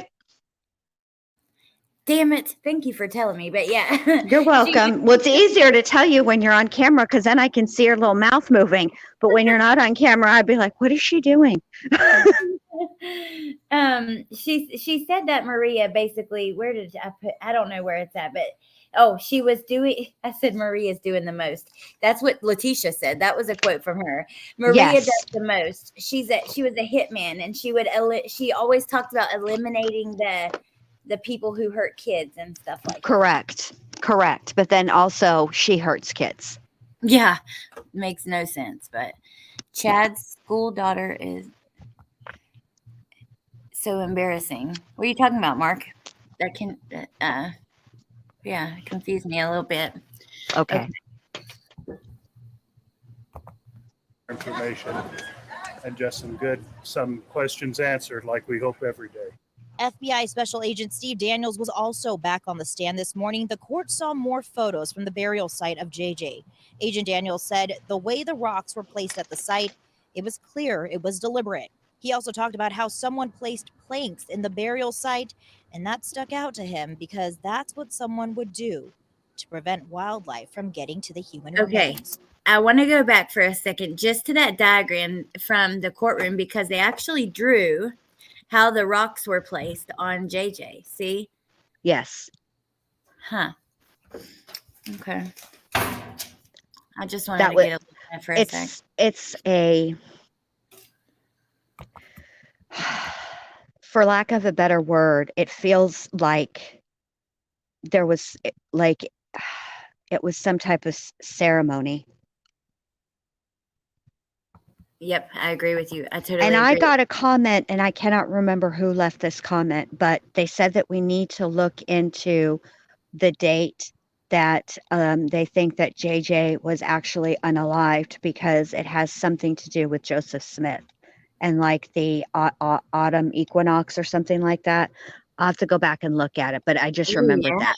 Yeah, send that to me. I'm curious to see. I'm And curious what you can find on the internet about Joseph Smith. And I mean, not like Wikipedia, I mean like legit research on Joseph Smith. I think we need to have like a major research session on some other things too with that. We do. So I think we could, it'll be interesting, like the malachite and stuff. Too bad the laundry can't take care of us. Blessings to all. I hate laundry. I know. I feel the same way. Okay. This is laundry is my least favorite chore. I'd rather clean a toilet than do laundry. I hate it, especially kids' clothes because they're smaller and you got more in a load. So it's like, yeah, it's like it's never ending when you fold it. And then it takes another 8 hours to put away. It's the worst. Ooh, divide it up. Some of us could help. That'd be fun. We should do that. We should do that. We should do that. Okay, so the guy on the stand is the one that, I think is cute, but he looks nothing like this drawing right here. Nothing like that drawing. He is a decent look. He is a good looking guy. I'm not as enamored by him as you are. I think he's good looking, but he's Alex's boo. But he does definitely, this drawing does him no justice at all. In fact, I'm a little offended. I object. Me too. And it only takes you 8 hours. It takes me 8 days. Hey, Kitty. Caroline Fold. It only takes me 8 hours because I've been doing it for like 11 billion years. I told you guys the story about my husband handing me a pair of pants, and I said, "Master has presented Dobby with clothes. Dobby is free." And no, I knew you meant help with research, not folding, but I'd like some help folding my too. Yeah. I got some vacuuming y'all can do if you're keen to help. Yeah. Was deliberate. He also talked about how someone placed planks in the burial site, and that stuck out to him because that's what someone would do to prevent wildlife from getting to the human remains. And JJ's grandparents, Kay and Larry Woodcock, were not in court this morning, but they showed up after the lunch break, and coming up on the news at 6, we'll explain why. At the Ada County Courthouse. Because of the testimony. But let's go back to this for just a second. I want to see who is where. Okay, pause. Here's the fire pit. This is that grid. Remember, he talks about like they had these different locations they were going through. So what is this? Is this where they lay what they found? Hold on, let me zoom in and look at it a little bit better. Is this the tree by where JJ was found? Is it that close? Because I think so. Because, yeah. Okay, let's see. Because there's another little bit of an angle they change in a second. And we'll go to that one and pause too. Here. See? Or is that's for Tylee, right? But then I don't know. Because it is close like that. Like it's a field away from me. I know that they're like in a field together somewhat. Right. But maybe not. I think that Tylee was closer to the fire pit and JJ was on the other side. That's what I think, if I remember right from the detective that testified the first day. Yeah. But I have it backwards. You're right. I just wonder because there's like 3 areas here, I guess. And then, well, I think they only had like a general vicinity as far as where Alex's phone pinged, because they did talk about that last night, or well, yesterday. There was a lot of that, and I did listen to that audio, and it was actually quite interesting because there was a lot of just not only pinging, pinging is not the right word, where Alex's phone hit at certain cell towers, and there was a time or two when it actually hit off of 2 cell towers because they overlap their coverage area. And but in between some of that stuff that they were talking about as far as Alex's location of his phone was texts between Alex and Lori. Now, they did not get into, before I fell asleep, they didn't get into the actual contents of the texts, but all the time when it is suspected that both JJ and Tylee were unalived, there is a lot of text messages and calls between Alex and Lori. And there's also a lot of calls and texts between Chad and Alex. So this notion that that Chad was framed and that he had no idea the kids were out there is bullshit. Yep, that's what I said as soon as I heard that. I was like, okay, good. Now they're connecting Chad to Alex, who was there. And they, on the morning of, while Chad is saying that he shot this raccoon in the yard and all of that, I think that they did a good job connecting that. They did. I thought, yes. I listened to it too, but I went to just specifically the audio of the FBI agent. Okay. And I probably watched for 30 minutes before I fell asleep. It was interesting, and I did fast forward past the first 10 minutes because I knew I wouldn't get to be awake for it all. And that beginning, who are you, all that stuff. Well, I was thinking that I would use tomorrow to catch up on the stuff for Lori Vallow so that we can really have an in-depth talk about what we heard this week. We can really talk more specifically and not so much recap. You know what I mean? Yeah. But still a recap. Yeah, there's a lot I need to look into too. There's just so much. And not only that, Oakley Snow was found. I saw that. And I covered that when it started, and I want to continue. So I'm going to have to make time for that. That's important. Well, you let me know what you need and if I can help in any way. And, if you've got to be Jenn, I can't be live, or I can't do this, or I can't do that. Just let me know. And I want any help you want. I just have to go hunt down the documents and stuff. I know the affidavit's been released. I don't have it yet. Things like that, and just kind of familiarize myself with a little bit of what's happened. All I know is she was found in a dresser drawer of an abandoned home, and the mom was charged with murder, and the boyfriend. So, poor baby. But yeah, I love I love it. Honestly, the other day, I did something by myself the last time, and I was like, man, it's so, because I got used to bouncing things off of you. And when you're by you don't have, you can bounce things off your chat, but it's just different. And I'm like, man, I'd like to hear Jen's opinion on this. But okay, let me play this one. Wife Tammy Daybell. I hope that his kids are watching. News Channel 7's Shira Matsuzawa has been in court today, and she joins us live to break down what's happened so far. Shira? Yeah, Doug, more graphic testimony today. FBI Special Agent Steve Daniels was back on the stand this morning, and the court saw more photos from JJ's burial site. Today, Agent Daniels says the way the rocks were placed at the site, it was clear it was deliberate. He also talked about how someone placed planes. This is the same one that we just seen. Hold on. That is not what I'm wanting to see.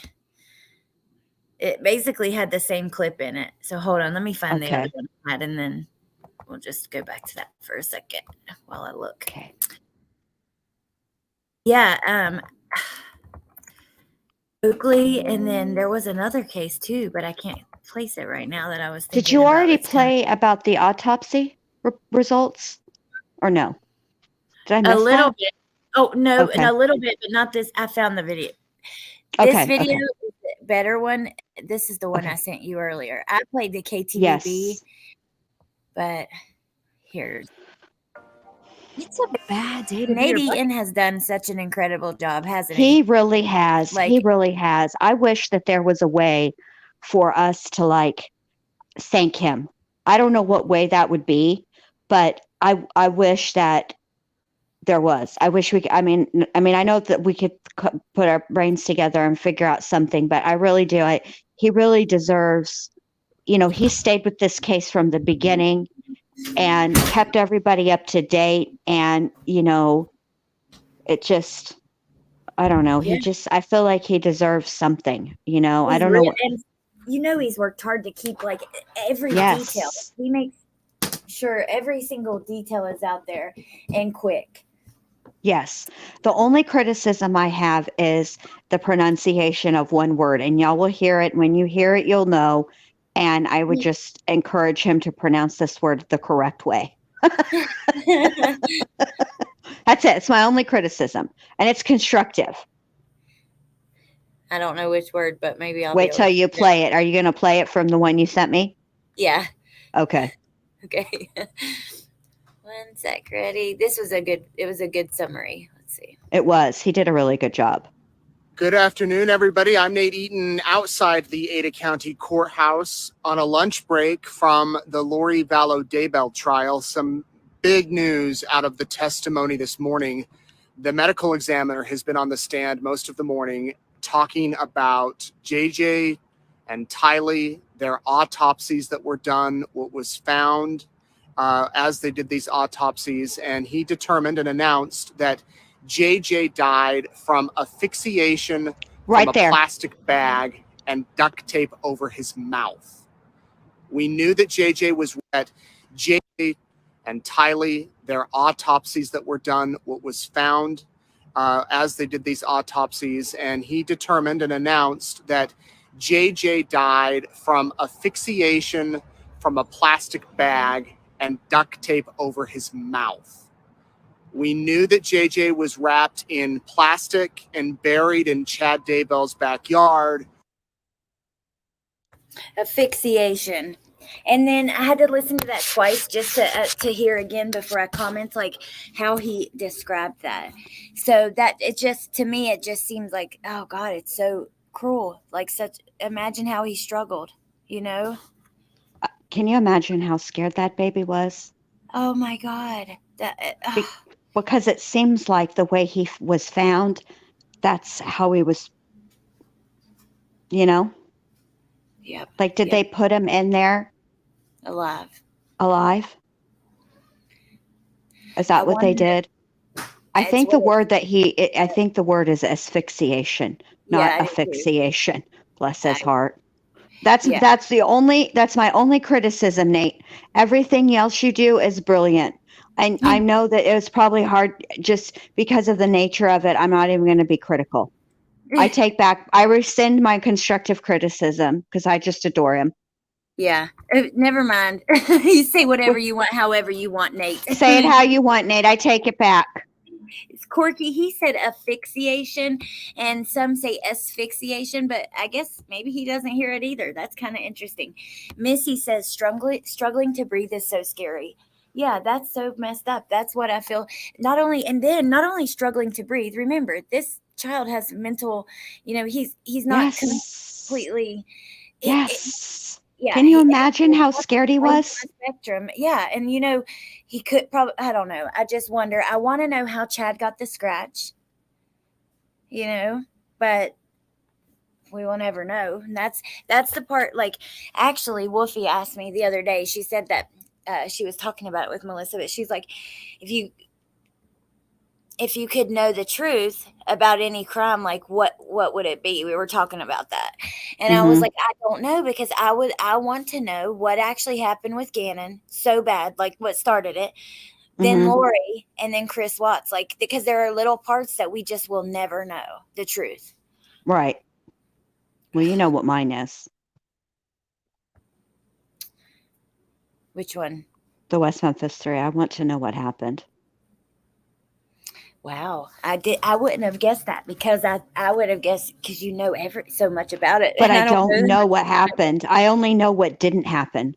I don't know what did. Do you know what I mean? Who me, Cook Street, or Alex, the brother?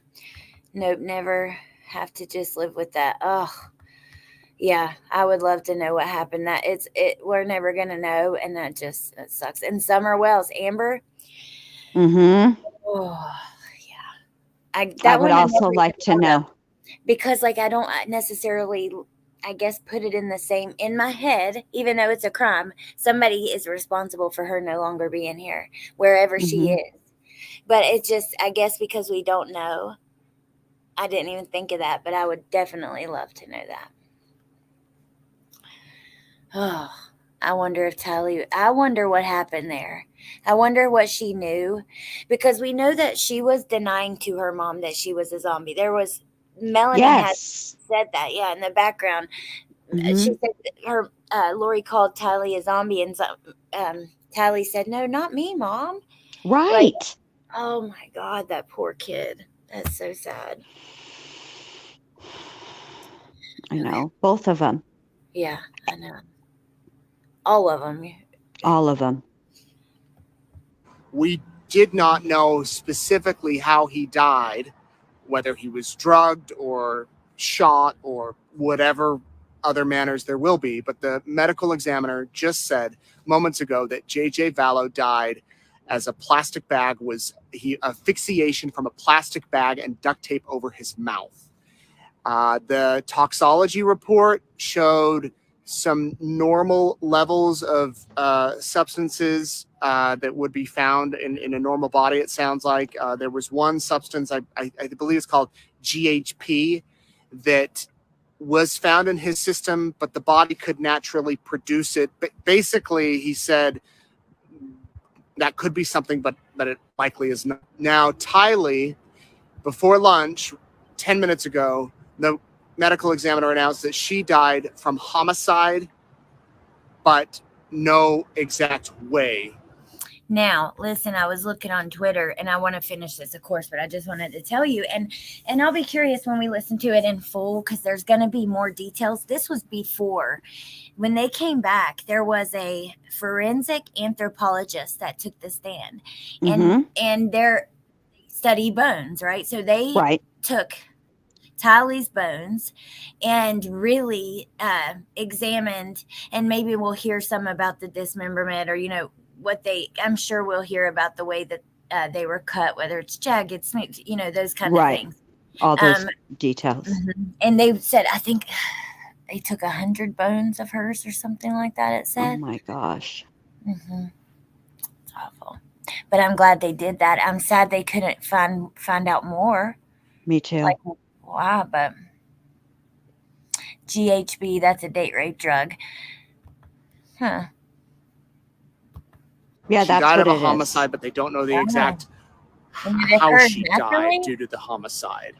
So it's been there a really are heavy day components here that in the break courtroom. down, like Autopsy in the decomp process. There are chemicals that break down that form the same. Like, I guess is what he's saying. Okay. Yeah. It makes sense, but it doesn't, because I don't know about all the things. I'm gonna look it up. I'll have to look it up, because that's not something that I've heard before, so I can't. But that's what he's saying. You know what I mean? Like, I've never heard that before. Experts or whatever. So photos were shown. When I say autopsy photos, I mean something like 30 or so autopsy photos. They were not shown to the public. Rob Wood, the prosecutor, wanted to show the pictures. The defense objected, said that it was too prejudicial. Boyce overruled them, and then the defense asked if they could be shown in black and white. The defense, Boyce, then met with all of the attorneys, and the decision was made to show the pictures to the jurors on monitors that are in front of them. The judge also has a monitor. The defense has a monitor that Lori can see, and the prosecution has a monitor. So they decided that they would show those images on the monitors, but not to the public. So all the monitors were turned around so we could not see. We still heard descriptions of the autopsy photos, and they were quite graphic and detailed, down to the duct tape that was over his mouth and ankles and things like that, but we did not see the images. One juror in particular was incredibly affected by this. I could tell. She was looking up. She was rubbing her finger on her lips. She was looking down. She was looking to the side. What does that mean? Was she gonna faint or something? Does that It's probably a coping mechanism. Probably, you have to listen as a juror, but maybe it might have been too much for her to actually look, so she had to take breaks from looking. Right. Yeah. Sunset gazing. Remember about taking JJ, and Chad came back with a scratched neck. So you wonder, GHB. I mean, it's possible. The only thing about that is I thought when you were given the date rape drug, like the half-life of it was so short that in most autopsies it's not detectable like that. So I don't know. That's why I'm going to have to look into it, because I think you're right well, no, I know it's detectable in blood tests, but I think that it's not. But when you have it at the time of your unaliving, your body stops metabolizing it. So maybe that's how it's able to be detected. I don't know. I have to look. I'm going to look into it. Yeah, because I've not heard that before. It says it has on average PMI of approximately 3 days. Potassium oxide. Yeah, we'll just have to. We're gonna have to put it on the list. Yep, put it on the list. We got a big old list, but that's all right. Big old list. Busy for a while. It's good for us. Keeps us out of trouble. She started to have tears from her eyes. A young woman, probably in her 30s, maybe lower 40s, was clearly affected by these images. And then Lori also appeared to be affected by this. She was dabbing her eyes. She appeared to be crying. She did not look at the monitor. I did see her look at the monitor once. She glanced over and then turned back. She put her back to the monitor and she took notes in a notepad, which is routinely what she does. She often is taking notes. So those are the major headlines from this morning's testimony. J.J. Vallow died from asphyxiation due to a plastic bag and duct tape over his head and mouth. Tylee Ryan died due to homicide. And the medical examiner will be back on the stand after lunch around 1 o'clock. And okay. Sorry about that. Yeah, you fell off. They didn't even see it, but I seen it. All right, let me go to Twitter real fast just to see if we can get any little extra tidbits before we're done.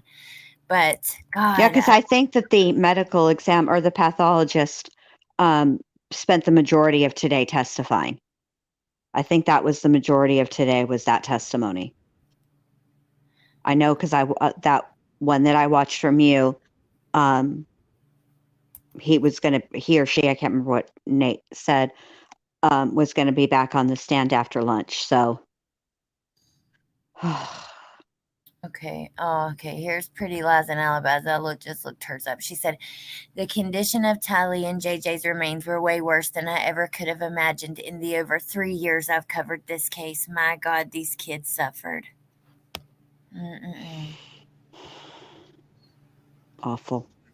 Tylee was not alive when burned. Carbon monoxide level extremely low. The FBI, that's where they got the 100+ bones, and some had soft tissue attached. They found her pelvis with the first portion of the femur attached, portions of the skull, superior portion of eye orbit, fragments of skull, jawbone, some teeth still intact, multiple vertebrae, both clavicles, tibia and fibula, radius and ulna, part of the sternum. My God. Those weren't clean bones. They were blackened and charred by the fire. Damage to the dismemberment process.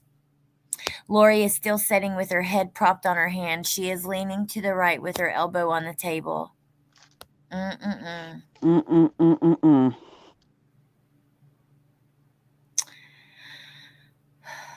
He said he normally gets an entire body and he has a process he goes through.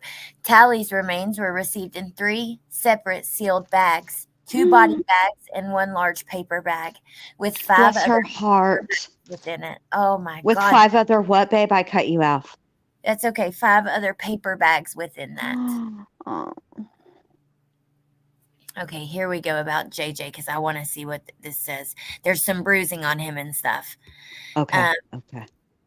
I'm going backwards, so I'm going to scroll a little bit to the top. They will be showing, this is the redirect. Rob Wood is up for direct.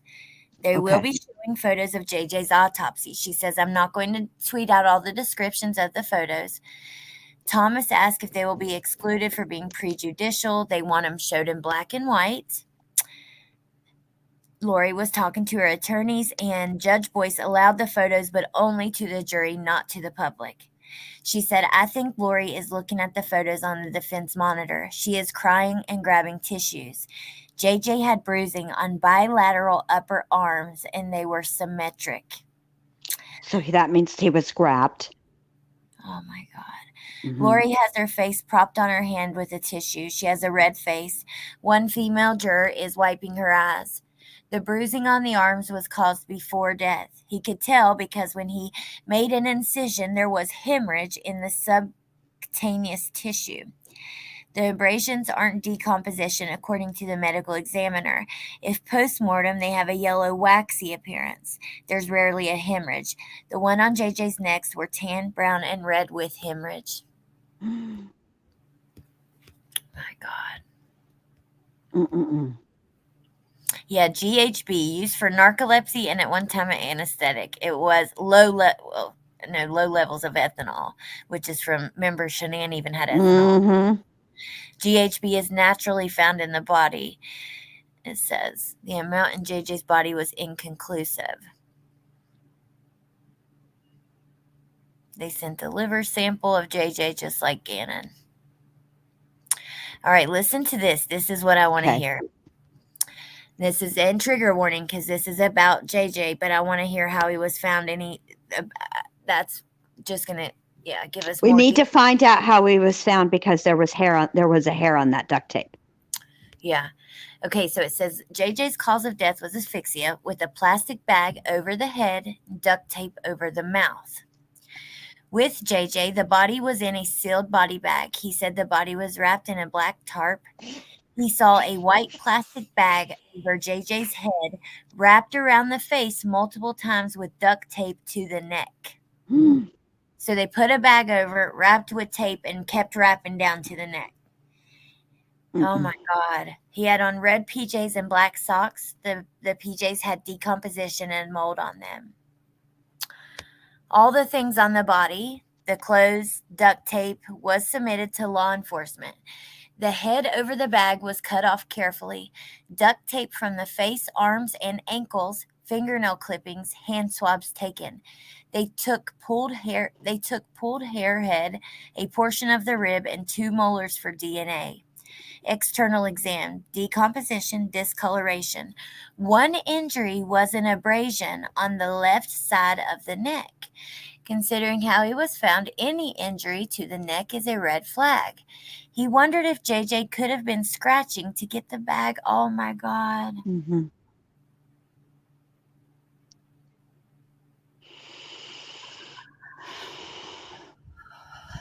We knew it was going to be bad, you guys.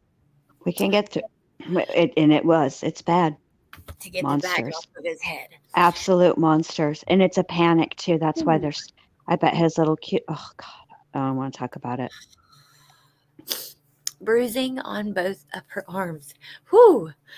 I guess I just didn't anticipate that in that. So, and then, the x-rays were clear. No overt fractures or abnormalities. You okay, babe? Yeah. Oh, I just hate know it's that. hard. When you hear know. about him like fighting back or you think of this little baby all confused. Exactly. Trying to get this off of his head. And it takes a long time to suffocate. It does. Oh, God. Freaking evil people. Okay. Cross is over. They talk about the fire pit. I know Thomas gave a hard way to go, even about the bruises. He tried to argue that the bruises could have been from after. And, the expert says that's not the case, but he's trying to create doubt any way he can. Right. Ugh. Okay. Sorry, you guys. No, don't be sorry. It's a sad thing. It's awful. I'm actually surprised I made it this long because Me too. I'm really proud of you, and that's why I haven't been saying nothing because I don't want to distract you too much. You're doing a really good job. I'm proud of you. Okay, let's see. Differences. JJ's burial. Okay, so they're saying basically they were asking, would you call this one burial ground, two, things like that? And they were talking about the rocks and paneling were about a foot underground. Wow, JJ was only just above 2 foot underground.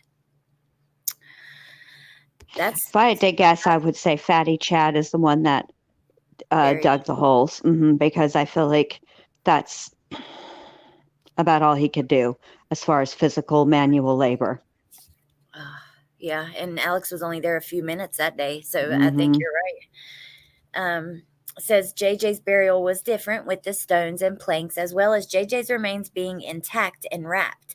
With Tylee, they couldn't tell at first they were human remains and the mass of organic material that fell into pieces. Also, with Tylee being dismembered and burned. She's Lori. You're all of them. Lori, Alex, Chad, all of y'all. Monsters. Every single one of them. Photo close up showing the cut in the bag with hair poking out, and you also see duct tape. My God, what a nightmare for these cops too. I know. The rocks were placed in a The rocks were placed in a very precise way, and you can see cut roots from the tree. And I remember hearing that before. They did a lot on JJ's burial site. That's what I'm saying. Like, it sounds like, for lack of a better term, like there was some type of ceremony. Yeah. So do you think, why would they burn Tylee and then do this? Oh, welcome, Lainey. Thank you for joining. Why would they, hey, Trulia, burn Tylee and then, like, it almost was like they were treating JJ, as if he was sacred or at least somewhat special. Like, on the phone call with Lori and her sister, she's like, Jesus, they deserve a proper burial at the very least. Like, what are you thinking? This is, it's so cruel. Isn't Joshua JJ's middle? That's JJ's that's the name that Lori and Charles. And doesn't Joshua mean something? Jeshua, isn't that something in Hebrew? It's Jesus, I think. That's what I thought. That might be why. Wow.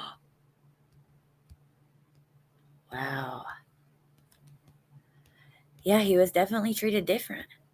That's just the truth. He was a gravedigger. You're right. But, they do have more. I love you guys. But they don't do that with a shovel, y'all. They have equipment for that. I highly doubt that roly-poly-oly Chad Daybell was out there digging graves at the cemetery with a shovel. Does he strike you as at all in any type of, yes, round is a shape, but he's not what I would consider to be a good specimen of physical health. Not with that spare tire around that belly. No. Sorry. No. Inappropriate, Jenlu. Inappropriate. No, I needed that because you know what? My B Crumbs, thank you for gifting a membership. That's so sweet. Yes, and all who got it. Oh, Shannon, yay! Thank you. Yay. Yeah, let me find a better picture and we'll just wrap it up here. I think that we'll have to go through all the footage from today and all the things like that. And oh God, I don't know. It's just, it's tough. It is tough. It's very interesting though, the way these kids were treated so differently. Mm-hmm. And I wonder if we'll ever know the truth, about that. I do too. But I kind of feel like the answer is no. It's so messed up, but I think you're exactly right, Trulia. The neighbors did say, yes, they did. The neighbors said they saw unusual fires much bigger than like what they would expect and for a long time during the fall. Alex, read my last comment. Okay, let me see. Burning and bounding are either one to keep the dark out. Huh. Okay, let me find Jamie's comment. You got anything to add, Miss Lou? I mean, I want to look into the by myself, because I'm not going to make you talk about that. But I do want to.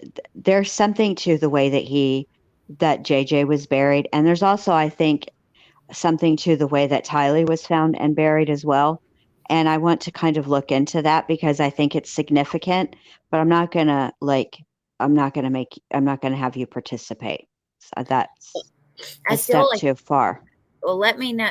I want to know. I hate, this stuff. It breaks my heart. Yes, I'll let you know the results. I won't make you I won't ask you to help with the looking. Oh, Amanda, thank you. You're so sweet. Thank you. I need to send out that blanket to you, and I have a giveaway. I have some stuff for a giveaway, a members giveaway soon. So I need to do exciting. That. It's just the trials, like they've taken over everything and getting behind with other things, and then I've also kind of behind the scenes doing some of that stuff with the FBI stuff, and it's just. But yeah, it's been a lot. Yes, it has. Well, let's see. I bet Melissa's still live, and Teresa has a live going on. I'm going to drop both of their channels. They both have great channels. And then tomorrow, we're doing on your channel tomorrow night, and I'll try to see if I can get that affidavit for Oakley, and I'm going to try to gather some info for that. Okay. All right. And I will look into what the comment that was left. And we'll be going and I'll put some stuff together to go over a little bit more in depth what the testimony was this week. But as far as the medical examiner and stuff like that, I think we have I think less is more sometimes. I think we know all that we need to know. Yeah. I agree. Annie, oh my gosh, I'm so glad you're here because I thought about you. Oh my God, I'm the worst. She sent me those pictures and I still forgot to make a dadgum community post. Let me just say it now so everybody can be on the lookout for it. And if I say it out loud, I'll do it. Annie sent me some pictures of the memorial in Florida where Gannon was found. And I'm going to put those up on the in a community post because I would really like for us to come up with some type of idea what we could send to. And Annie said that she would put it there for us. So well, I need to do that. To me too, but I'm looking now, and I have them. She was probably like, "Let me escalate this call to Jenn's manager because this bitch ain't, and she said she's going to do it and then she doesn't do it. And I'm sorry, Annie, because she was so great to get back to me right away. And then I responded right away. And then she sent me those pictures. And then I'm so sorry, Annie. I don't like to be that person. Annie had messaged in here and said, I sent them to you too, Alex. But you know what? I just Googled or I just did a search and I have one email with you. You had asked me about tie-dye a few months ago.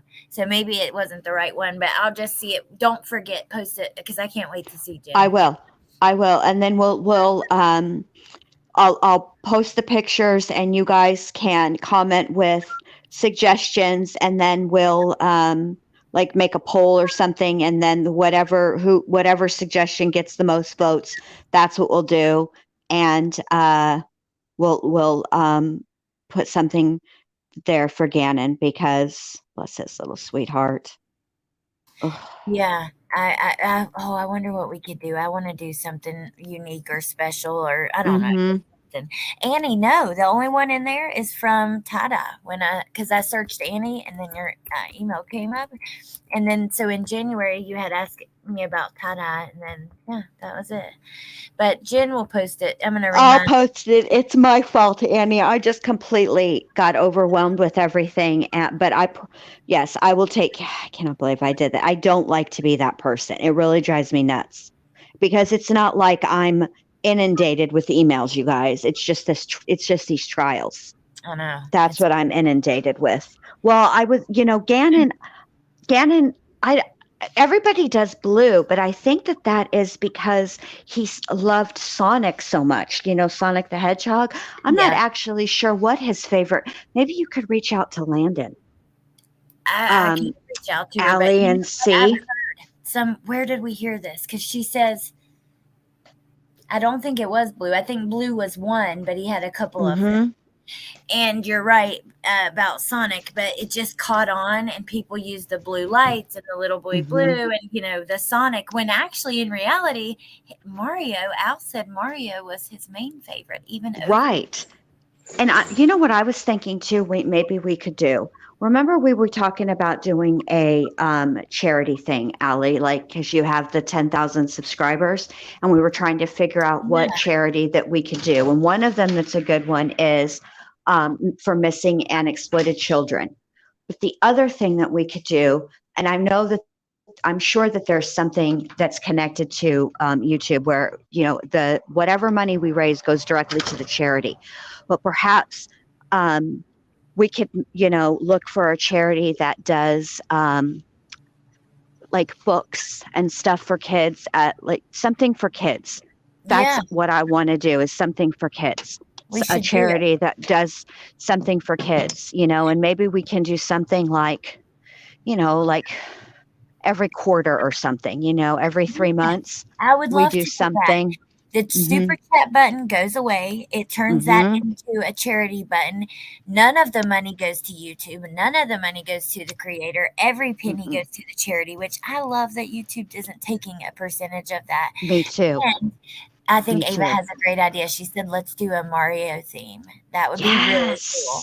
But okay, let's do that. We have to get thinking on it and think of something. We have to get thinking on it. Absolutely. Absolutely. Thank you so much. Thank you so much, you guys. All of you, and Andrea or Annie. I didn't mean to say Andrea. Annie, thank you so much.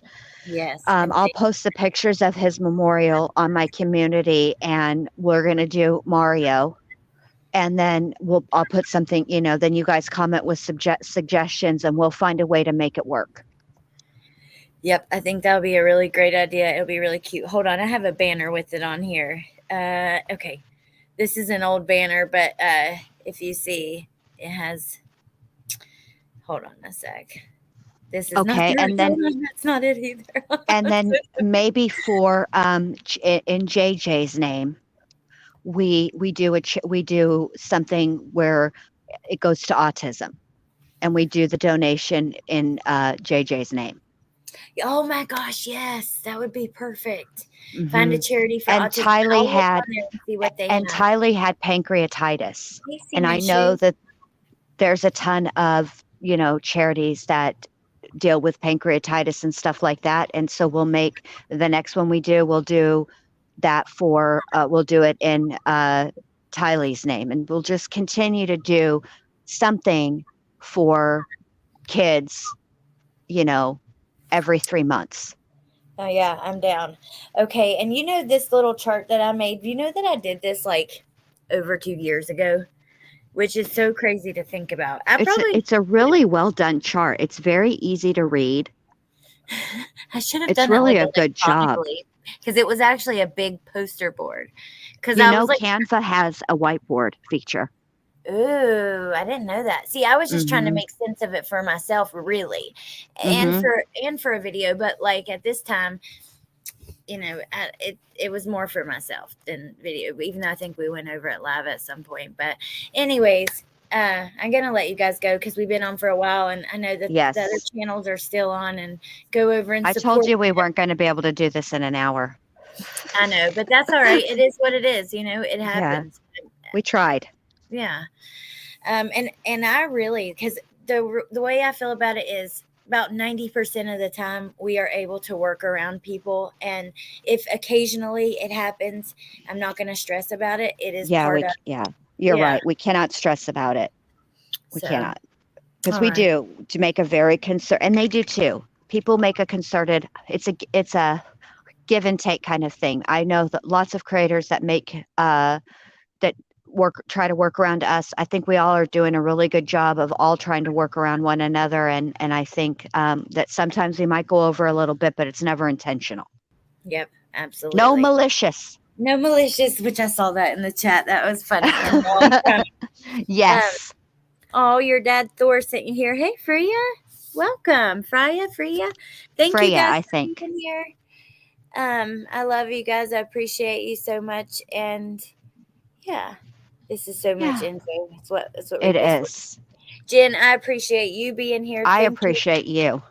You're so awesome and just smart, and you add so much, and just easy to talk to. So, You're easy to talk to. I'm a monster. What are you talking about? No, you're not. I get off into the weeds. I bring up Alice at least 2 or 3 times during a live. That's all right. That's why we love you.